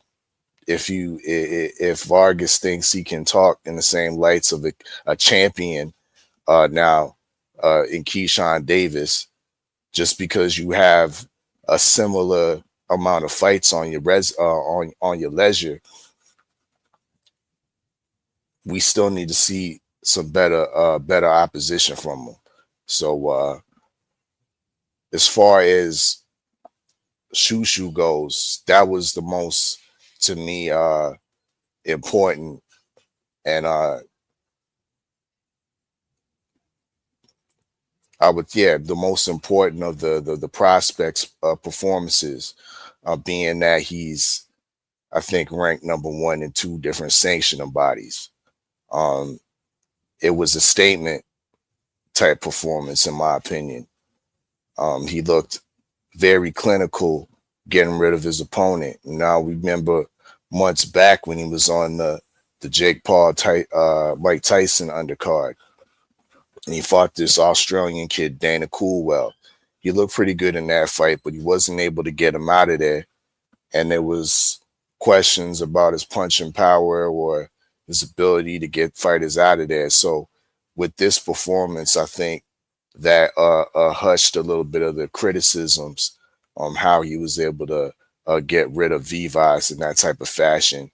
And it reads well, looks well, as he challenges, you know what I mean, hopefully for a title shot, whether it's against who we called out, Nick Ball, which I think is the lower hanging fruit, as opposed to Rafael Espinoza, the 6'1" Rafael Espinoza, who's also promoted by Top Rank. But I digress. All right. Yeah, man. We're gonna see what happened with all these prospects, man. Hopefully, Shushu get his title shot. I don't really matter to me who he fights. I would love to see him fight Espinoza, but if not, if he gets a Nick Ball, you know what I'm saying, or he fights for a vacant title, whatever the case may be with the WBC, whatever the case may be, yeah, man, you got my support, bro. All right. So we got that out the way. Let's get to Find the Boxer. All fella, I'm gonna let you announce the winner. I'm gonna give you the we gotta have some kind of build up. Okay, build it up then. What you got? No, I'm just saying, because like some kind of, because this is a slow cook right here with the Find the Boxer. This is something that stretched out over a good time span. So I don't know, we need some music or something to roll that bitch in or something. I don't, you know what I'm saying? I'm just thinking. But no. But next time, for the next Find the Boxer, you know what I'm saying, we'll have that presentation. And I that's got you. I got you. speaking of which, do you have did you get to see the next Find the Boxer? Who, me? 5. Oh yeah, I was wondering if I've seen who that was. Yeah. Here you go right here. Oh shit. Hold up, y'all. Let me take this What down real boxer are we quick. looking for next time? I'm finna show it to you. Hold on. Yeah, man. Hold up. Here you go right here. I'm gonna put all fella presentation back on there, but this is the next Find Your Boxer.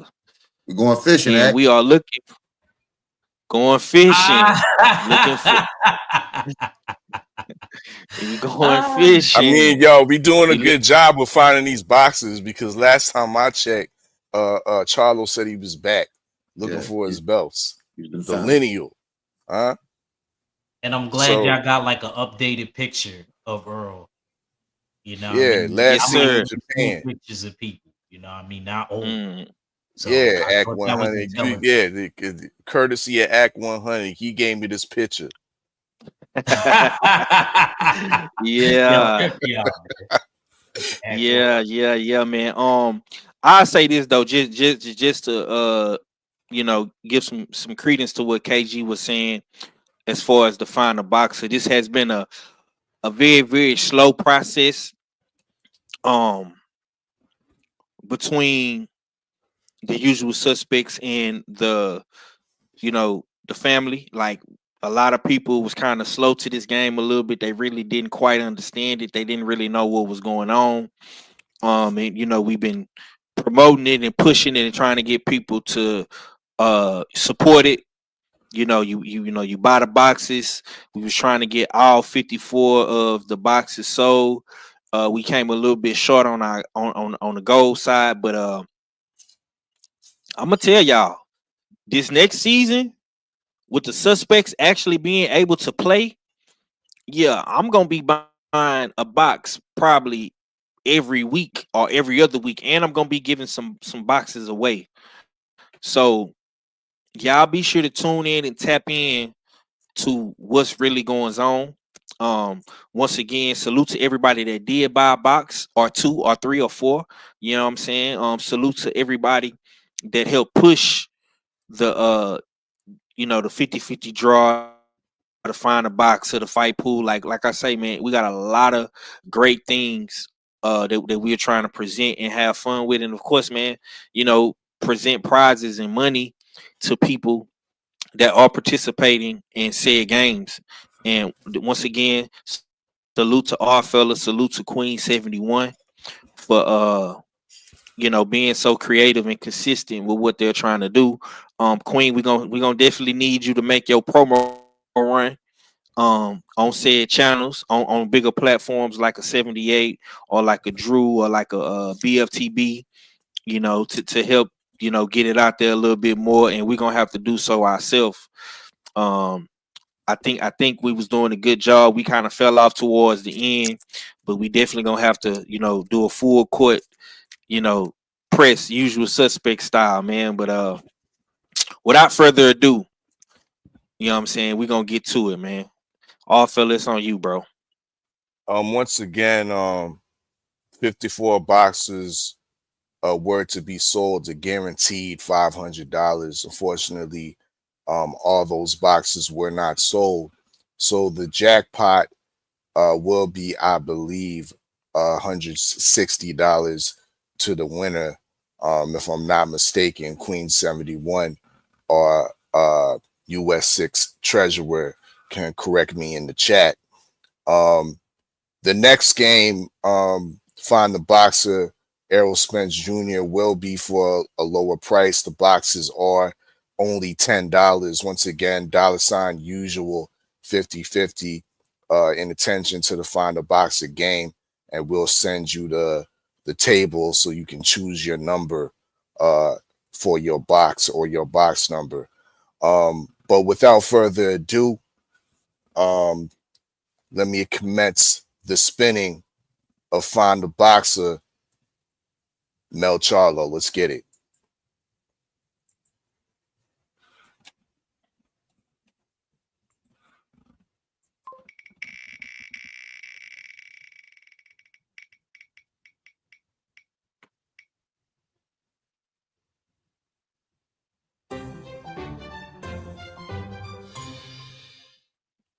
31. Indeed, indeed. 31. Congratulations to number 31, who I believe is Coach Harrison, I believe. Is number 31. Congratulations to Coach Harrison. You are the first winner of Find the Boxer. You have found Mel Charlo, the lineal champion. He's back, Five. He's back.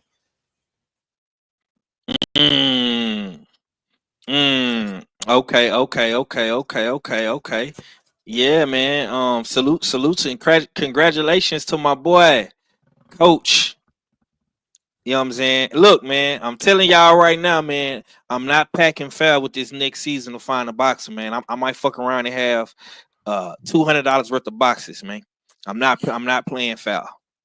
You know what I'm saying? I'm telling you right now, I'm gonna buy half of them bitches. So y'all gotta get in where y'all fit in. I'm gonna take this game very, very serious, just like US Fight Pool, simply because this is being presented on my show.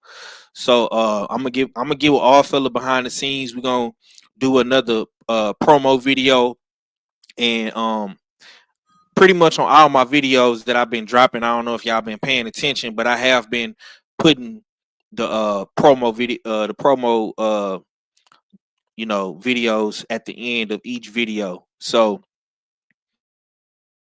y'all be sure to tap into all of the new content that's dropping. We're gonna be, presenting it and promoting it on all our platforms, whether it's on Supreme Beast or whether it's on Act, Reach, or Jab Jamboree, Comic Cons. Act, we need some commercials on Comic Cons too, Act. You know what I'm saying? And of course, man, all the other platforms like Drew Titan and 78 and BFTB and stuff like that. But congratulations to Coach. And yeah, next week. Well, not next week, but the next season. All fella, when will we start doing the rollout for season 2 of Find a Boxer? It starts right now. $usual 50/50. You can start getting your boxes right now.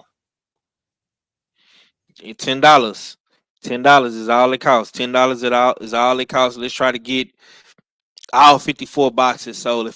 If I'm buying at least 20 of the boxes, man, all we need is about a good 30 more people plus to buy the other half. And like I say, the usual suspects will be able to play in this season. So I'm gonna be putting a little pressure on my brothers to, help fill that void. You know what I'm saying? And like I say, it's all for a good cause. You know what I'm saying? For the meet and greet. And of course, man, you can get some money put into your pockets. Most Go ahead. definitely. With that draw we just did today, we raised $160 as well for the LDBC meet and greet. So salute to everybody that, you know what I mean, got up off your wallets and contributed to this game. Yes, sir. Yes, sir. So like I say, man, Find a Boxer 50-50 draw, man. I know y'all been liking that 50-50 draw. You know what I'm saying? Y'all been going crazy over there, man. I'm gonna need that same energy. I'm gonna need that same energy for Find a Boxer. You know what I'm talking about? All right, man. Well, let's go ahead and get into some hot boxing topics. Congratulations to my boy Coach Harrison. I believe that's Coach 67, if I'm not mistaken. You know what I'm saying? Yeah, so salute to you, man. You got you a nice little package coming your way, my boy. And I believe Coach won the 50-50 draw as well, man. So between Coach, D-Man, Tay, you know what I'm saying? Y'all been cleaning up. You know what I'm talking about? So yeah, man. Congratulations. That's all I could say. Keep winning. keep getting you a little bit of money. You know what I'm talking about? All right, man. Let's get into some hot boxing topics, man. Nonetheless, Derrick James and Ryan Garcia has been united once again, man. Ryan Garcia has posted to his social media accounts that him and Derrick James are reuniting for the fight come May 2nd between him and Rolly Romero. a lot of people in the community are not feeling this, man. They are calling Derrick James a sellout, a coon, a Uncle Tom. And he pretty much going back to Ryan Garcia for the bag. We all know what Ryan Garcia said and what he did. I'm gonna start off with you, KG. You being a trainer. Um, what does this say? You know, for Derrick James to reunite back with Ryan. It says it's business. That's what it says. At the end of the day, I don't know what Derrick James' financial situation is. And Right. I don't know what him and Ryan Garcia's relationship is. You know what I'm saying? Off the grid. Because we don't know. We don't know what conversations have been had. We don't know what understanding, you know what I'm saying, that they have, or whatever the case may be. We don't know. You know what I'm saying? So you can say you can call them whatever names you want to call them, but boxing, you know what I'm saying, is almost in this case, it is an opportunistic daggone sport. You find an opportunity, you jump in. And if he feels him and Ryan work together and he didn't have any disdain with him, then that's with him being able to go work with that coach. Work with Ryan. Hold on, try. Give me a second. Yeah. No, like I was saying, like I said, I can't feel away from somebody, you know what I'm saying, for the way the next man move. You know what I'm saying? Whatever motives that Derrick James has, you know what I'm saying, is those that he made peace with and that he's okay with them going forward with. Because what if behind the scenes, like I said, the way T.O. got checked by Bud, finding out what it really was, that it's just for damn promo, what if Derrick's like, yeah, man, I understand. Just go ahead and do your thing. I'm just here to train you.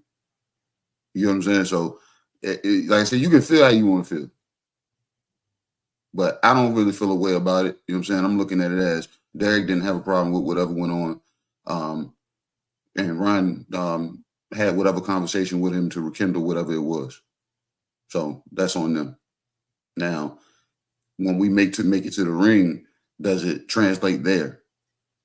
Now, if what him and Derrick works on don't show up in the ring and Ryan gets his ass whooped, then it's all for naught.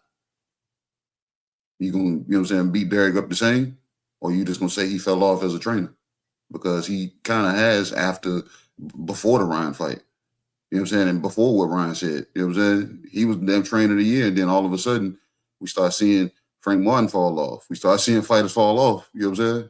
Fighters ain't fighting no more. So we don't know what that man got going on. I don't know. It ain't my business.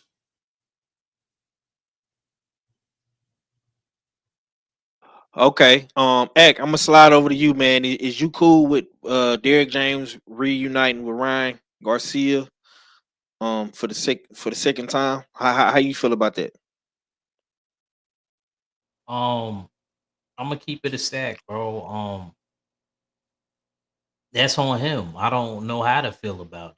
I mean, I know how I feel towards Ryan. I don't really mess with him, but I'm one of those people like to not try to involve outside stuff within the ring stuff. So I kind of gotta slightly agree with KG on this. You know, his business. If he's comfortable with that, well, everything that was said and done, then who am I to say anything to Derrick James? And then another thing that KG brought up that was a good point. I don't know how his financial situation is because Earl ain't been active. I don't know if he got Mel Charlo in the corner. So he might need that Ryan back. So I'm not gonna say he's just using Ryan, but I mean, I don't know what his financial situation is. So I gotta definitely agree with K on that. You know, I haven't really been seeing Derrick James in no corners, and then we haven't seen him really since the Frank Martin fight, right? Yeah, that's a I'm fact. correct. Okay. So Bill still got to get paid when it comes to that boxing gym. So I don't think that he was in a position to even say no. That's like another house right there. Electric, gas, lights, stuff got to get paid for. So, like I said, I don't feel no way about it. I look at it as a business aspect. Now, if he messed with Ryan as a person, then uh, might have to look at him sideways. But it may be just a business move. What was that old? What's some old rappers? EPMD, Business Never Personal. They had an album, KG. That's how I look at this. That's what I would title this one. So, it is what it is. Yes, sir. Yes, sir. Queen Showers, she say shaking my head. Fella, what you got on this, man? How you feel about you know Derek and Ryan reuniting, man? I'm gonna look at it from another lens because we've heard, of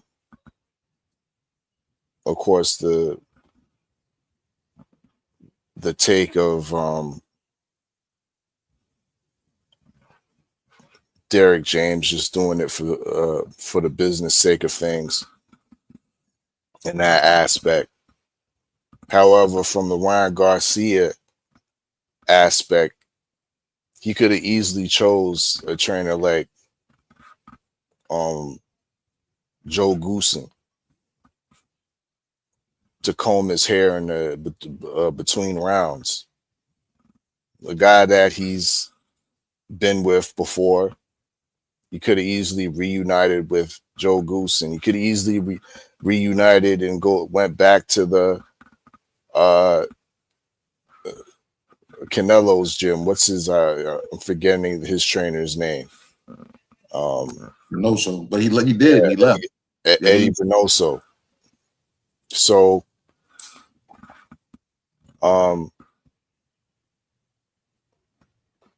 Derek James is available. Like we've some of the brothers said earlier, he ain't been in no corners as of late. Is Frank Martin still with him? We know the kind of turbulence behind the scenes with him and Errol Spence, and that's not an ongoing fighter trainer relationship right as of right now. So, being that, once again, you got to keep the lights on when you're running the gym. It goes back to being a business move. But to circle back to my original point with Ryan Garcia choosing Derek James over a guy like Reynoso or Joe Goosen, we have to put some credence on what they've actually been able to do together. And maybe Derek James has a little bit of yes, he was the trainer of the year at one point, and he was able to we just because of his so-called cooneries, we can't discredit some of the work that he's been able to put in and bringing up Errol Spence into a world champion, into a unified champion. So those accolades and those experiences, those things he should be able to apply into Ryan Garcia. And I think he has done that before. Take away the PEDs. There was some decent tactics being employed, and that was to the favor and to the reason by your boy Derek James being in the corner of Ryan Garcia. So Ryan Garcia actually might have made a a good sound decision with going back with Derek for this Rolly Romero fight, and it shows that maybe he's taking this fight more serious than once thought before. But that's my take. Um, the Queen say they got kicked out of Reynoso's gym. Okay. Yeah, I ain't know they got kicked out of the gym. I just thought that Reynoso wasn't gonna be training uh these guys because it kind of is a conflict of interest or scheduling with him and Canelo, because everybody know that those fight cards are, you know, all right behind one another. So all of them, I think all of them fight on the same weekend. Canelo, the Ryan Garcia card, then Monster Nue. So they going to Saudi. So they're gonna be going to Saudi, man. So I don't, you know what I'm saying? I don't know if they got kicked out the gym. Oh, Ryan and Tio got kicked out the gym. Shaw would say, if that we black first, our money ain't good money. Obviously, my pockets aren't mine, but Ryan's benefit more than keeping the lights on at the gym. When will our folks stop being an aid? Yeah, I'm gonna say this, man.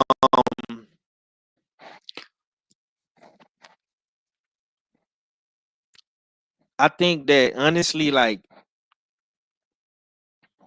at this point in time, Derek Derek James, I think Derek had a goal of what he was trying to do with world class boxing. Um, and his goal was to build his stable.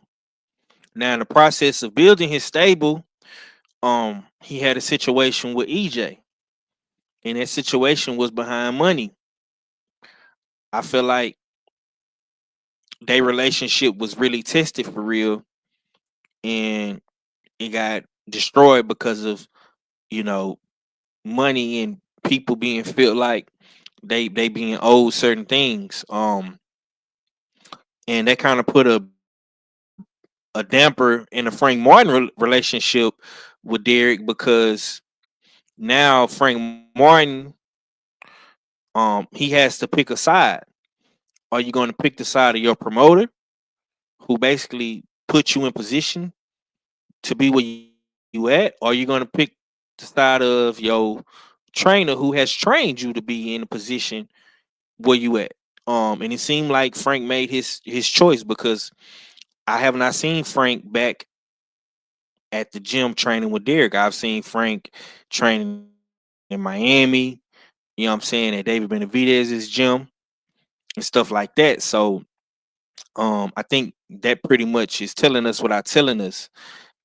We also seen, Derek James add on AJ and Ryan. And like KG alluded to a couple months ago, AJ was only here for a good time, not a long time. And he basically said, fuck Derek James, and went back to the UK and got with Ben Davison, and he let Ben Davison come in and take all the credit for the progression and growth of AJ. And Ryan Garcia was attempting to do the same thing, but I think the scheduling of Reynoso and Canelo, he couldn't do that, right? So listen, I'm gonna be honest, man. If you gotta sell, you know what I'm saying, a little bit of your integrity to keep the lights on, if that's what you choose to do, because that's really all this is. And honestly, I don't think that, and I could be wrong, but I don't fucking think that Ryan Garcia is gonna stick around with Derek James. I could be wrong. Maybe he does, maybe he doesn't. But we all know how fickle Ryan Garcia is. We all know how bipolar he is. We all know how disloyal he is. He's not like a Devin Haney. He's not like a Shakur. Devin Haney has been by his father's side for the longest. He never turned his back. Shakur, same thing with his grandfather. Those guys are loyal by default. You know what I'm saying? So we all know in boxing, man, you take a tough fight, you take a couple losses, and of course, they always saying you need to change your trainer. So I think the end game for dudes like Ryan and Tio is to be with Canelo. They want to be like Canelo. They want that skill set that Canelo has. But once again, Canelo is another guy that's loyal. Because when he lost, when he had tough fights, he never left Eddie Reynoso. He never left the Reynoso family. He stayed loyal to his people. So, I definitely think it's about the money for sure.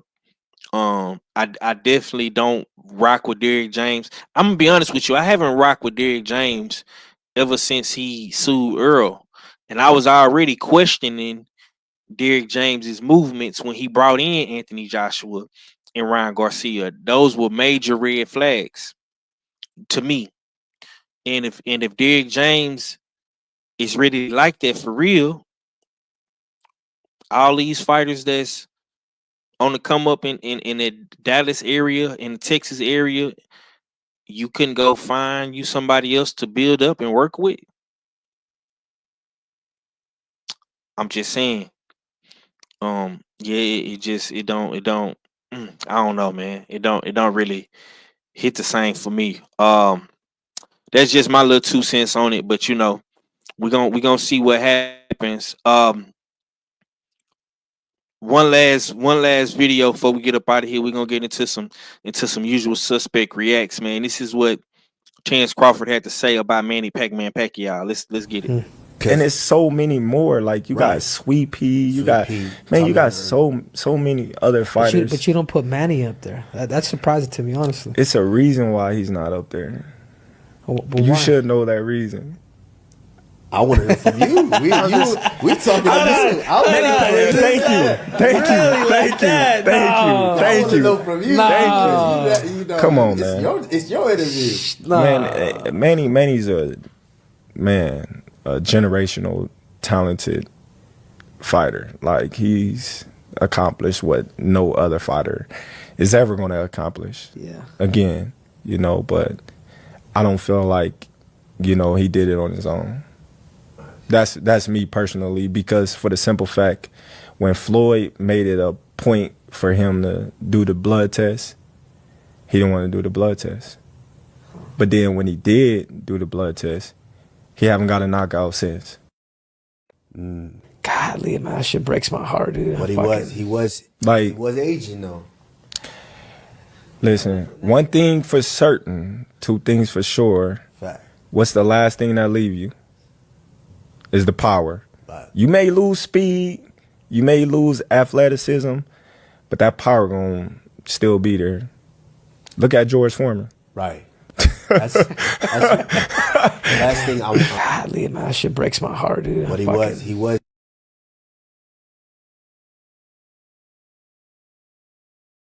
That's Terrence Crawford, man. Bud Adomer's, man. He out there dropping them facts, man. He say that. So if you didn't watch the interview in its full entirety, he was basically saying that he can't put Pacquiao on his list. This is his list of the greatest of all time, simply because he felt like Pacquiao got help with the steroids, and once he started getting, the Olympic style drug testing where they draw your blood, they make you pee numerous of times throughout a fight camp, where you're not able to do PEDs, he was not able to get another knockout. After the Floyd Mayweather fight, all of the knockouts and the amazing highlight reel stopped. Ack, I'm gonna slide over to you, bro. This is our era right here. We came up in the Floyd and Manny era. This is when we really started, probably really liking boxing, man. Do you agree with what Crawford had to say about Manny Pacquiao, and do you have Manny Pacquiao on your GOAT list of, great fighters? It depends on what number we going off of 5. I'm gonna keep it a stack with you. If we going like top 50 fighters, and then we start narrowing it down, we could play Okay, that. so let's just say we do a, and I've been wanting to do this. What if we do like a usual 6 pound for pound goat Of list? all time, Would you of put all time. of all time? Would you put He would he. Manny Pacquiao Well, make we your only list? gonna have 6 people on there, so Pacquiao ain't gonna be there. Okay then.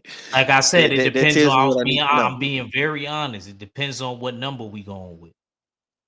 I think 6 is a good enough number, bro. If you feel like No, 6 no, no. ain't, Yeah, he you know what I'm can't. Nah, saying? he ain't making that. He ain't making that list. Don't get me wrong. He's a great fighter, and just like Terrence Crawford alluded to, he's definitely accomplished something that nobody is going to be able to accomplish. But there is a good question posed, bro. Because I remember around that time, the fight was supposed to be first getting made. And Mm-hmm. Manny Pacquiao said he's afraid of needles, but he got tattoos. Mm. Floyd was better off saying that because he ain't got no tats. You know what I'm saying? So, uh, to me, I thought that was yeah, that was a red flag for me right there. And then, um, I mean, he eventually did get the fight, and never popped in the system and stuff like that. But I always remember that being, the talk around the campfire. Uh, what like did Manny Pacquiao ever lose? His head got real big, and his body's still small. His body didn't grow with everything, so it was always those type of discussions. But like I said, if we do a top 6 of greatest of all time, usual suspect list, nah, Pacquiao ain't gonna be on mine. There's too many other dudes that came before him, and shoot, I could even name dudes recently, that I'll put ahead of him. You Give me, know, give me, give me 3 off the bat right now. Give me your top what 3 recent greatest of or all just time. all time? No, All just time. of all time, all time. I'm talking Um, greatest. um. Of course, I'm gonna go with my Harlem brother, Sugar Ray Mm-hmm. Robinson. Of The course, I'm gonna goat, put Ali because that resume is stupid, and he fought the goat. everybody in this era. And then third, um, yeah, see, third is the hard one. I know I could do it if I really. I'm going. I'll put Floyd there. I'll put Floyd there because he The fought a lot goat. of people in TPE. there. He fought a lot of people in his generation. No matter how people feel about him outside of the ring, he damn near fought everybody in his generation too. Facts. Okay. So you're in agreement with what Crawford is saying, though. Yeah, yeah. Mm. I Oh, like I said, but I don't want to accuse Pack of that because he never got caught. But I'm just saying that was always a talk around the campfire. Though. It was mm. always a talk around the campfire. You know what I'm saying? Um, Sugar Ray Leonard, he fought, he could be. I'm not mad at that shower. Um, he could be there. He could be there too. He just not. He'll be like on my top 10. It just depends on. I'm putting certain people ahead of certain people because I'm going off of skill, resume, accolades. You know what I mean? If we go off of that, then they got basically kind of like the same type of accolades. Only difference is where we'll break down Floyd or Sugar Ray Leonard is whose era was harder. And I do feel like Sugar Ray Leonard's era, you can't help when you was born. So I'm not gonna slight no fighter on that. You can't help what generation you get put in, you know. But Mm. and like I said, the things was different, 15 rounds and things like that. Sugar Ray is definitely up there. He might be my number 4, but Okay. yeah, man. I do agree with Crawford, but I don't wanna put our allegations on Pacquiao that never came out. it's just me. That's always in the back of my mind. I'll put it that way. Got you, got you, got you. KG, I'm gonna come to you, man. What's your thoughts on what Crawford had to say? Do you agree with him not putting Manny on the greatest of all time? Well, this was preferably his list, but do you agree that it was a lot of funny business going on over there with Pac-Man and all those quote unquote highlight reel knockouts, man? How you feel about it? During that, excuse me, during that time, I was one of those guys that was defending Manny Pacquiao, and but as it started, you know what I'm saying, it started to unfold. I had to like that. This is why like present day y'all that know me on YouTube see me as I don't have any feelings. You know what I'm saying? I tell my brothers that my brothers know that they know I'm gonna get it to you. It don't matter who you are. And I started to had to then swallow my pride watching Manny Pacquiao. Watching it, I was like, wait a minute, man. I said he don't look as devastating, and he ain't got the same. You know what I'm saying? I'm like, and he ain't 1 foot in and 1 foot out. I was like, what? So whether he tested positive, you know what I'm saying, or not, we see it. We saw that, you know what I'm saying, the devastating knockouts, you know what I'm saying, the tear that he was on for, you know what I'm saying, for that long stretch that he was out there doing it.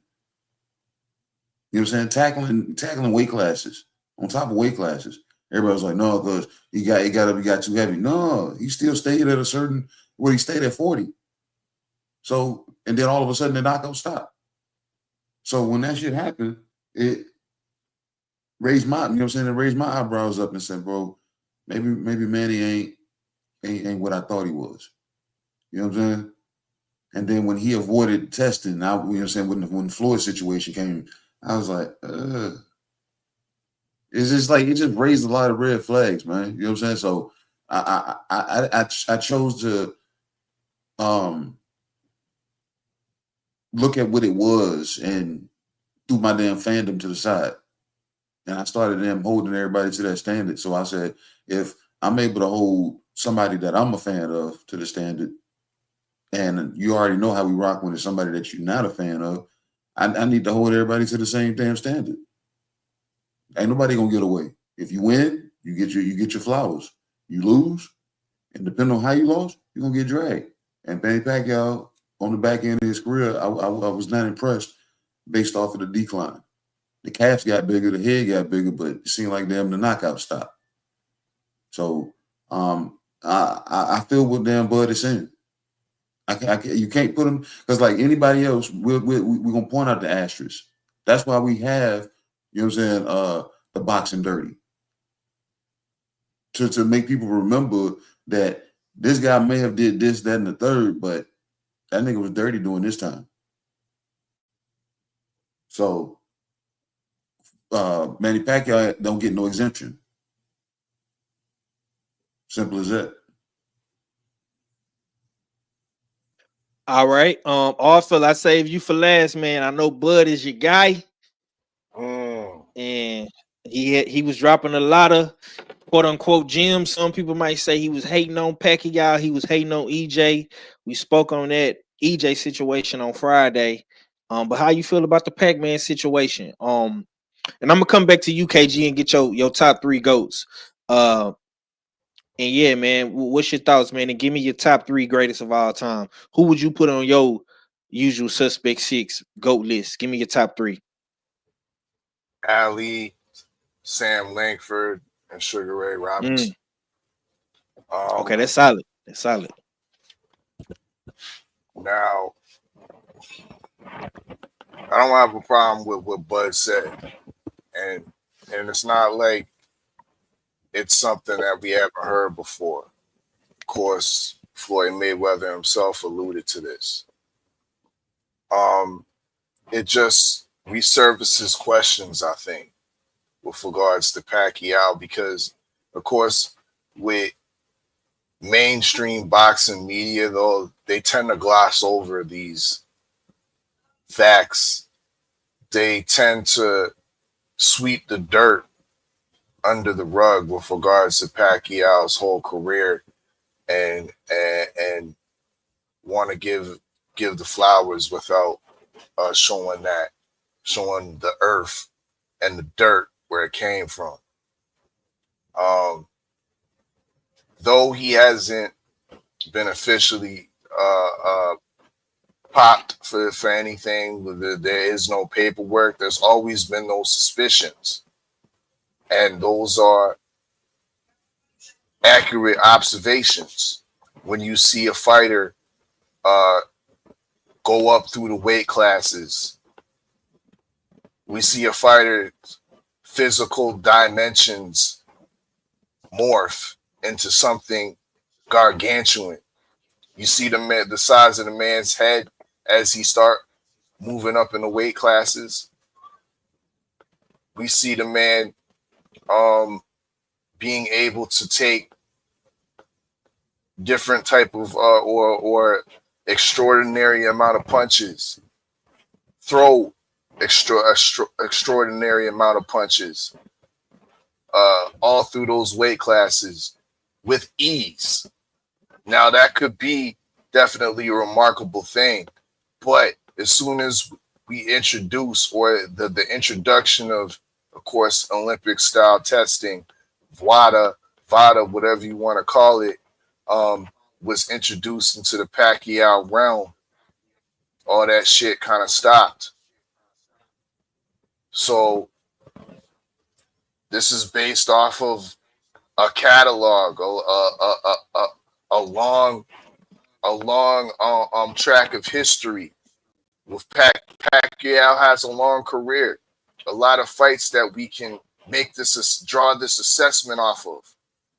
So Bud's not reaching when he's resurfacing these questions on Mr. Pacquiao.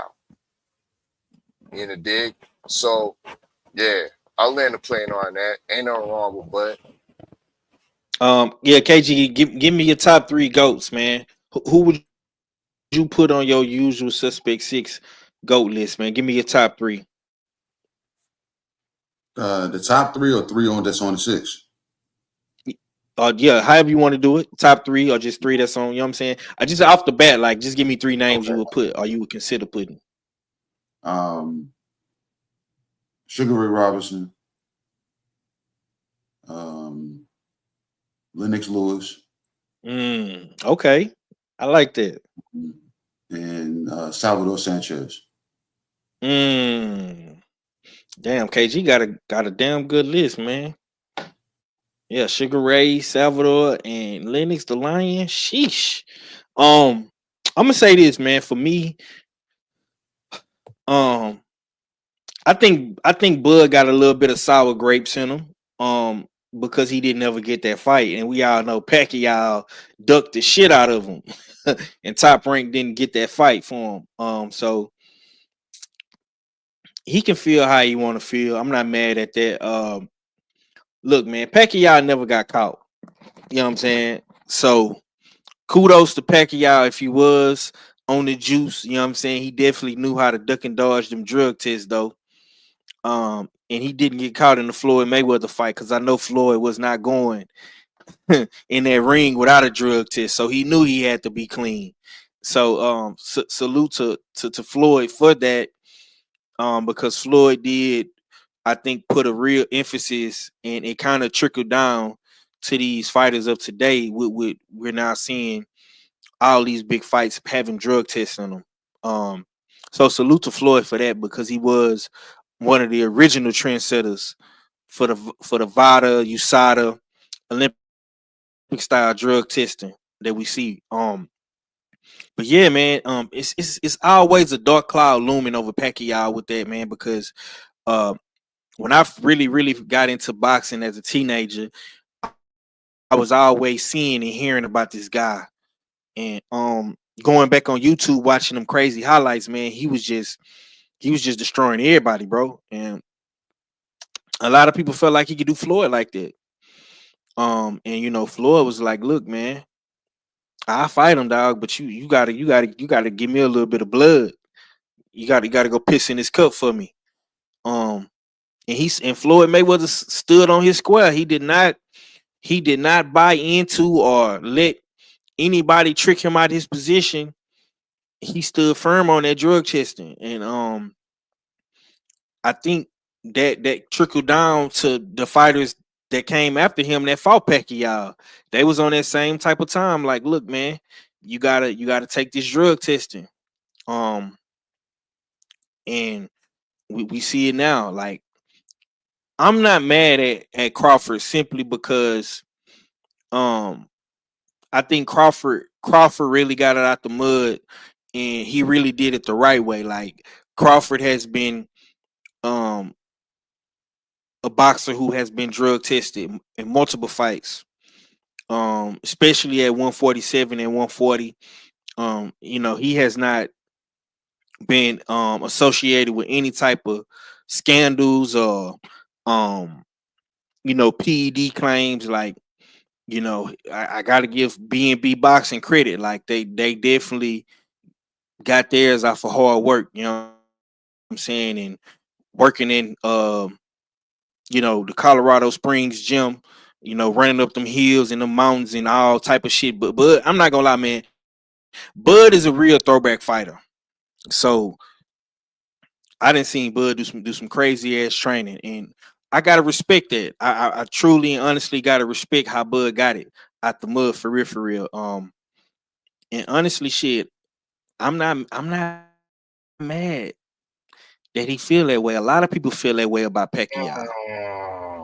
Yeah, Shy. Well, you gotta respect that.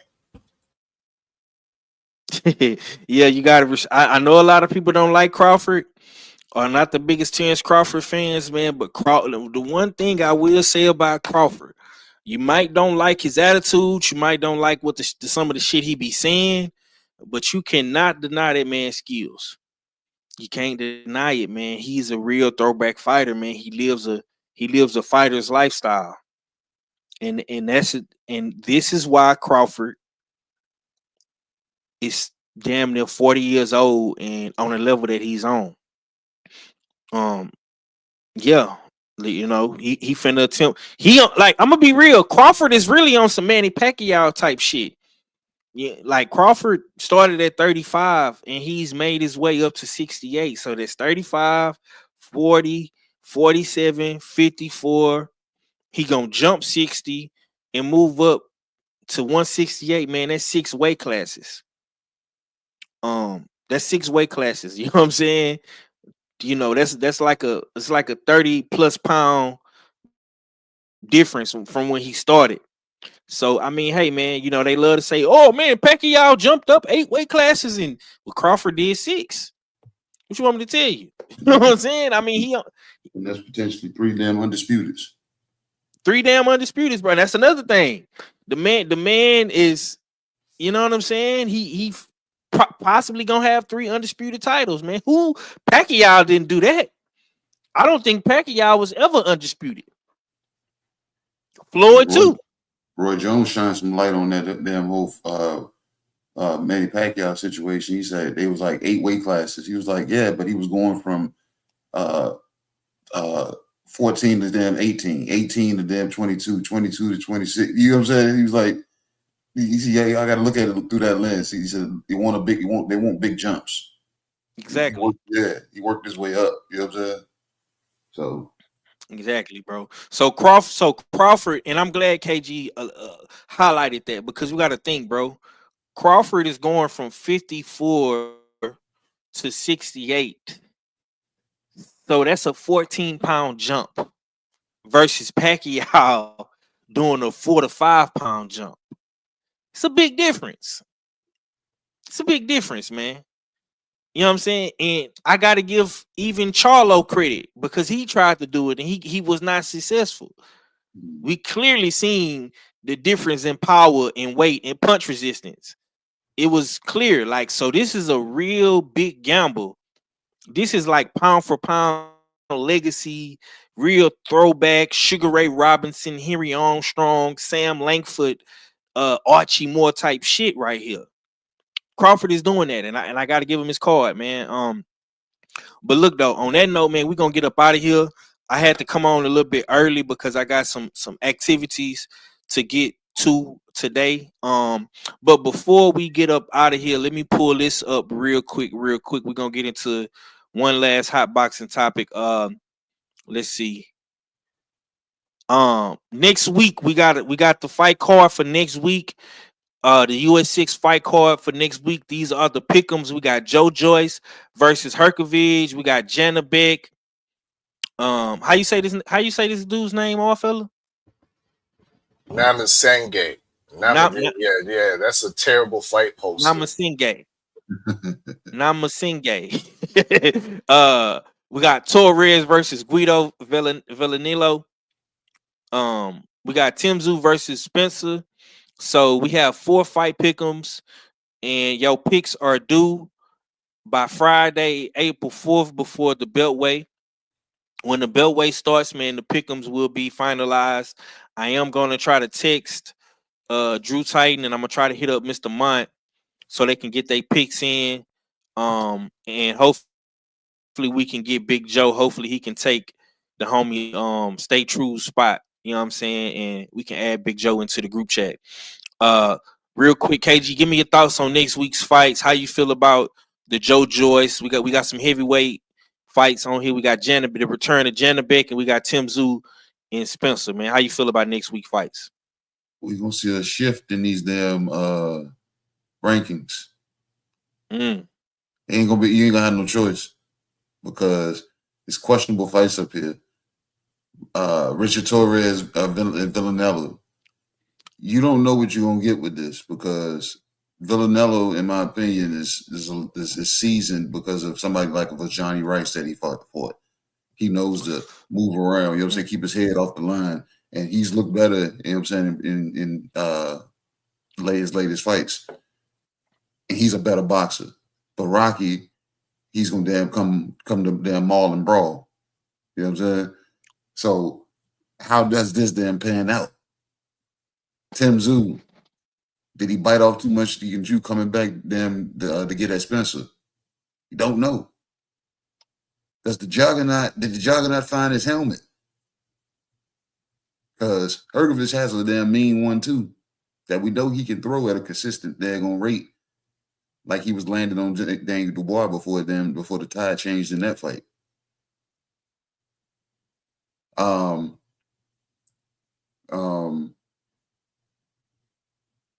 So yeah, that fight right there alone, you don't know.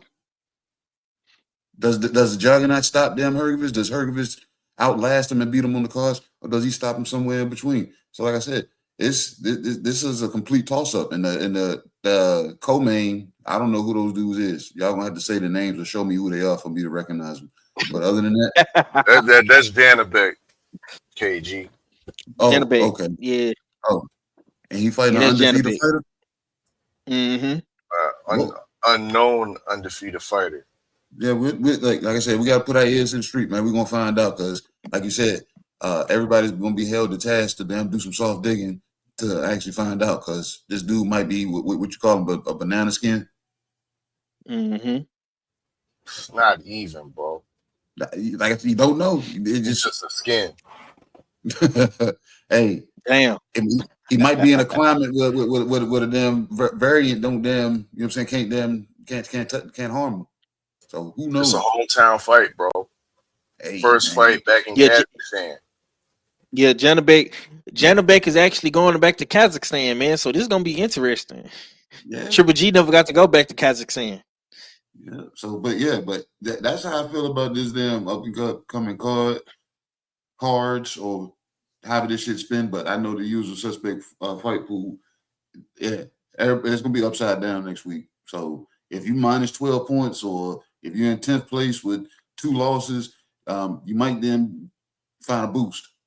You might find a boost if you roll the dice properly. Put a little spin in the wrist. It's all in the wrist. Yeah, I'm gonna say this too. Next week, I'm gonna do the show mad early. I'm gonna probably try to do the show early in the morning because I got to go to a wedding next week and it's on a Sunday. So I'm gonna try to get in probably by 10 o'clock or something like that and do the show. Because I got to go to my people wedding next week. So we'll be on early in the morning next week. It won't be the evening time, so we're gonna get in early and get out. Act, what you got on the US 6 fight card next week, man? Joe Joyce, Jana Beck, Rocco, and we got Tim Zoo, man. How you feeling about next week?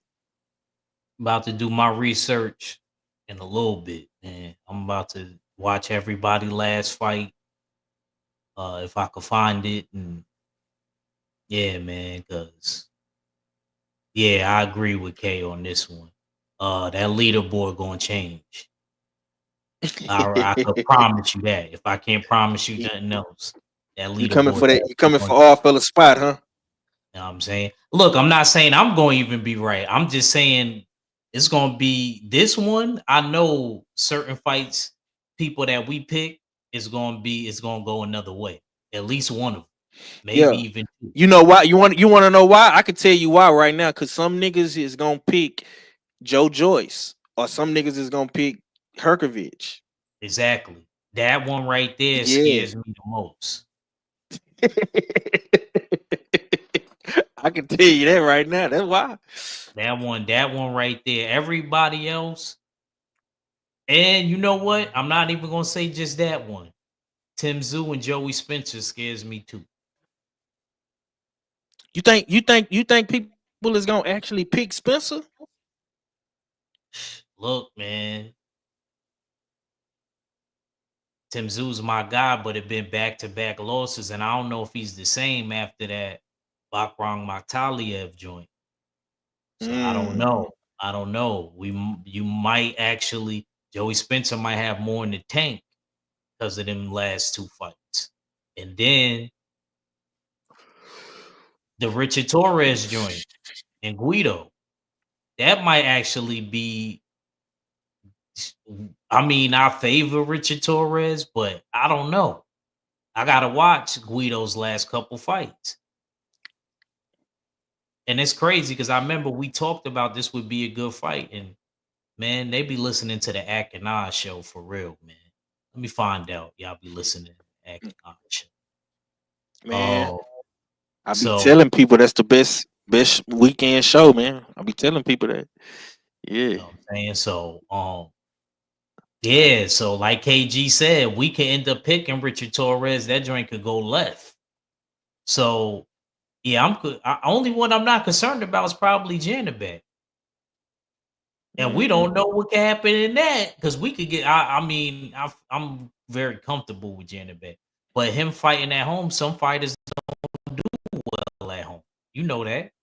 We seen where stuff went left Facts. before when people went home. So I don't know. I'm like I said, if you ask me what I'm the most confident about, Janabek. And thank you, 503. Thank you for letting me know early that you will be on early. You know what I mean, ahead of time. I Yeah. appreciate it. No, for sure. Yeah, we're gonna try to get in by 10 o'clock, 10:30, something like that. Get up out of here by noon so I can get ready for my people wedding. Arthur, take us home on this, man. We got the return of the Janabek variant. We got some heavyweight smoke, double header with the heavyweights, and of course the return of Tim Zoo versus Joey Spencer, man. This is a 4-fight pick'em week, man. How you feeling? Now, let me first address the smoke in the chat.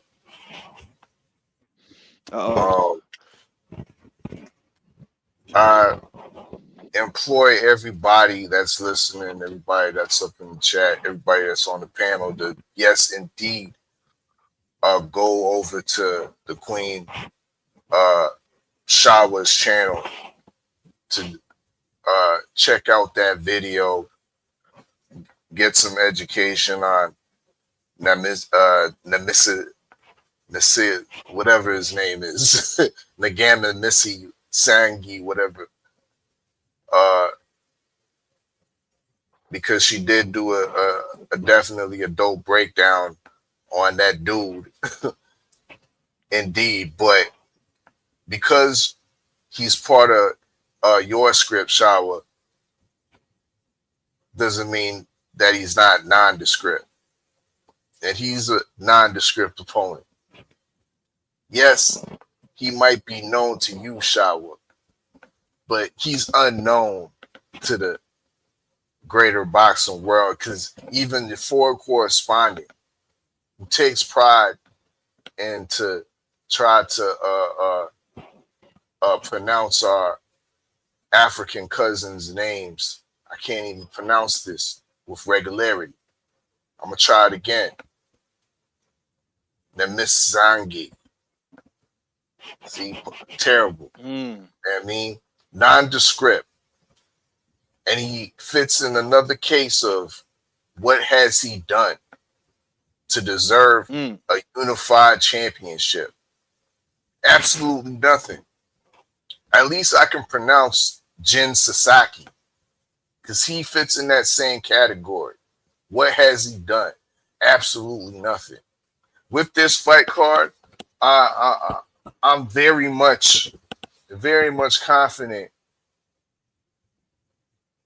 I'm picking Janabek to win. It's just a matter of what round.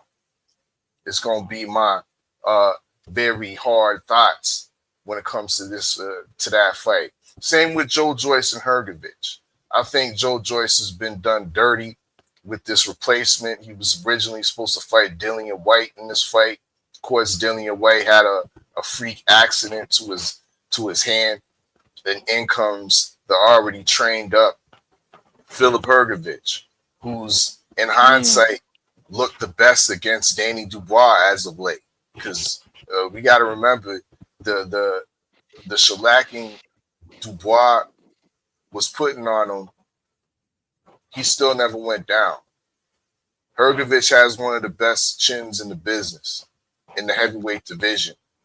And he still has the one thing, he's right hand dominated, right hand heavy. Joe Joyce is susceptible to right hands. So I think that's easy work, easy fight to pick. The questionable fights for me, the hard fights for me is going to be definitely Torres and Villanello. You know what I mean? Am I going to go with my heart and pick for Rocco? Or am I going to go with the logic of seeing the seasoning that Villanello has been able to acquire?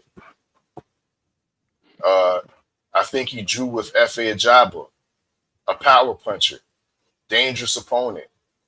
Beat, I believe, Arslan Makhmudov in his hometown in Montreal. You know what I mean? Has experience with Johnny Rice. So he has all the ingredients to definitely upset Torres Jr. So that's going to be a hard fight for me to really pick. And Zoo and Spencer's another one. How much does Zoo have left? Will Spencer going across the world to Australia, will that affect him in any way? Being on the big stage over there in Australia, it's gonna be interesting. But yeah, I got some soft digging and some homework to do. But I feel I'm still gonna be on top of this US6 fight card. Yes, sir. Yes, sir. Yeah, man. Y'all better get in the lab. Go over there to Shawa channel, watch some of them breakdowns. Go get you some knowledge on YouTube from people that actually break down the fights and talk boxing. You know what I'm saying? I'm gonna say this. Yeah, man, we definitely gonna find out. You know what I'm saying? Who gonna be the one to shift the leaderboards? You know what I'm saying? Because I do feel like between the Joe Joyce and Herkovich fight, that's gonna definitely be a swing fight. I know Cadillac Red is gonna pick Torres. But that could possibly be another swing fight. Tim Zoo, Spencer, is you gonna put your Make America Great Again, red, white, and blue hat on, and you're gonna roll with the Aussie. You know, that's gonna be another one. So it's up there and it's stuck there, man. I would suggest, just do your research, get your film study on, and we gonna see how these pick'ems roll. You know what I'm saying? Salute to everybody today that came through showing love. In the chat. Salute to my boy Coach Harrison for getting that Find a Boxer prize. you know, and salute to all of the people participating in the leaderboard fight pool. You know what I'm saying? Salute to all fellas, stay ready. They holding down the top 2 spots right now. You know what I'm saying? But we definitely gonna see if that changes next week. You know what I'm saying? And we just gonna have fun with this shit, man. You know. On that note, we gonna get some last words, man. KG, let me get your last, my brother. Per the usual, man. It's another good one, man. We found the boxer, and we've seen the footage of him. You know what I'm saying he's coming back. Five's heard it. A few sources heard it. So maybe he's been found. Now it's time to go fishing. You know what I'm saying? So y'all stay tuned for that because we got ads and you know what I'm saying promo coming for that. And stay tuned for this week, man. And we'll see y'all tomorrow. Hopefully, God willing, we're gonna bullshit on the Beltway. Yeah. I'm gonna definitely hit Red up. He was missing in action today. I see my boy down there at the bottom of that leaderboard, man, where he need to be. You know what I'm talking about? Yeah, but we're gonna hit Red up and see if Red is, you know, gonna be able to do the Beltway. If not, man, we might have to do, you know, a fill-in spot. You know, me and Ak could probably fill in for him if you know something pops up. Ak, let me hear what you got, man. Ak and R show coming next week. Comic Cons tonight. Jab Jamboree. What you got for us, bro? Yeah. Yeah, of course. Y'all gonna catch us doing our thing on the Act and Odd show next week and tonight. You know, I'm be back on it with Comic Cons. We're gonna be talking about a few different things, you know, kind of random discussion, movies coming out, things like that, music, whatever, you know, whatever comes to mind. And yeah, man, look out for us. Make sure y'all get y'all tickets. Make sure y'all stay locked in. Make sure y'all share, like, and subscribe to all the brothers' channels.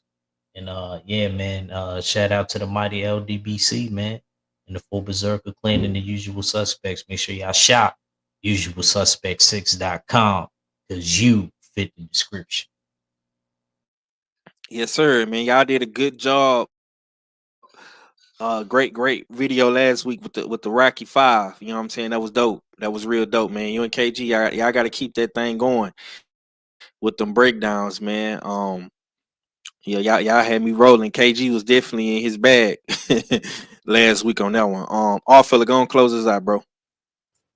Indeed, this is another dope one. Once again, salute to Queen Shawa. She was the first to be on the hunt for the new finder boxer, finding the big fish. So yeah, salute to her. Once again, boxes are $10. $ usual 50/50 on Cash App. If you want to get into the draw, and we'll send you the table so you can pick your numbers in the dig. So once again, salute to Shaba for that. Yeah, once again, great show. Look forward to next week's or this week's fight card. Look forward to the Beltway tomorrow, breaking down the fights once again. And yeah, salute to you, Five. You know what I mean? Usual suspect Sundays don't get enough credit of being a staple. You know what I mean? On Sunday afternoons. And sometimes I get annoyed when you off having to do some family shit, you know what I mean? And sometimes shit gets delayed or postponed and whatnot. But yeah, I love to see what you're doing, Five. The innovativeness, the backgrounds, you're quick to have the clips up, you know what I mean, for the hot boxing topics. You're quick to utilize the graphics and arrange them in your fashion, you know what I mean. So I appreciate that, you know what I mean. So yeah, let's keep this ball rolling. Y'all know what it is. It's your favorite, yeah, your most hated all fellas. Salute to the usual suspects. Salute to the LDBC. Amen. And I'm Gizon. Yes, sir, man. We'll be back early morning. We're gonna be on the early morning hunt next week. We're gonna try to get in maybe by 10 o'clock. I I don't want to step on anyone's toes. I know Stormy B Man does his early morning show, so I'm gonna try to, let the OG have his grace. I don't want to step on nobody's toes. Our normal time is at 3:00, but today we came in a little early, because once again it's family shit going on as well. So I got to get up out of here in a couple more minutes. But yeah, once again, man, like I say this all the time, man. I want to see Usual Suspects in the algorithm, and I think we're doing a better job of that between myself, Supreme Beast, KG, and Red, acting odd, man. I think we're doing a better job, man. I'm gonna hold my brothers accountable. We had a good strong week, man. Red did his thing. Supreme Beast did his thing for 3 shows this week. Acting odd, held it down on a Saturday, and I came back on a Sunday. I'm definitely gonna be on the lookout for Trio Thursday. I'm gonna have my special guest on. I can't wait to talk to my special guest. We're gonna definitely have some fun on that show with all of the shit going on in boxing right now. It's a lot to talk about. It's a lot I actually didn't even talk about today, but I did want to put an emphasis on finding the boxer, revealing that prize, and of course, man, the US6 leaderboard. This is gonna be an emphasis I'm gonna present every week. This is gonna be how we lead into the show. We're gonna talk about all of the fights on the US6 card. You know what I'm saying? We're gonna break it down. We're gonna talk about them, and it's gonna be more fun, especially when you have your favorite fighter fighting. So I know during the week of the Boots Ennis fight, we're gonna be talking about that. I'm pretty sure All Fella is gonna pull some mad scientist shit with the Ryan Garcia shit and the Devin Haney shit. The Canelo fight, the Monster New Way fight. So like I say, man, this first season of US6 Fight Pool is gonna be very, very interesting because we got a lot of good. I'm talking about we got a lot of good fights, bro. A lot of good fights, man. So to anybody that's telling you, oh, boxing is trash, boxing is dead, blah blah blah blah blah, they don't know what the fuck they talking about, man. But look though, y'all be sure to go tap in with my brother Ack Reacher on Comic Cons tonight. He gonna be doing this thing. If you didn't watch that Rocky 5 review with him and KG, be sure to go tap into that. Tomorrow, bullshit on the Beltway, tap into that. Also, I'm gonna be dropping more clips, and if y'all have not noticed, if you missed the show, if you missed the live stream, I am going back and chopping up the entire show, and I'm gonna be posting clips of Usual Suspect Sunday throughout the week. So y'all be on the lookout for that as well. And y'all will see more of the interview with Jeremy Hill posted. And hey, man, it's the Usual Suspect team. It's your boy 503 Lineman, Hard Hitter Sports and Entertainment, with my co-host Jay Steels, the R fella, man, Ack Reacher, Ack Wayne, Accavelli. You know what I'm talking about? And of course, man, the good doctor, KG, K_, man. Y'all be on the lookout, man. It's the Usual Suspect team. And we up out of here, though. Deuces. Y'all know what it is. It's the Usual Suspect 650-50 draw. Buy your tickets now for your chance at winning half the pot. Cash App, $ Usual 50-50. Tickets are on sale for $10 for 1, $20 for 3 tickets, and $50 for 10 tickets. Put your desired amount, name or alias, as well as your email address, and your tickets will be set. We announce the winning ticket numbers every other Friday on Supreme Beast Boxing Talk Bullshit on the Beltway, 8:30 p.m. Eastern Time. Remaining proceeds will go directly to the LDBC meet and greet in Las Vegas. Shout out to the LDBC, and remember, it's a Usual Suspect day.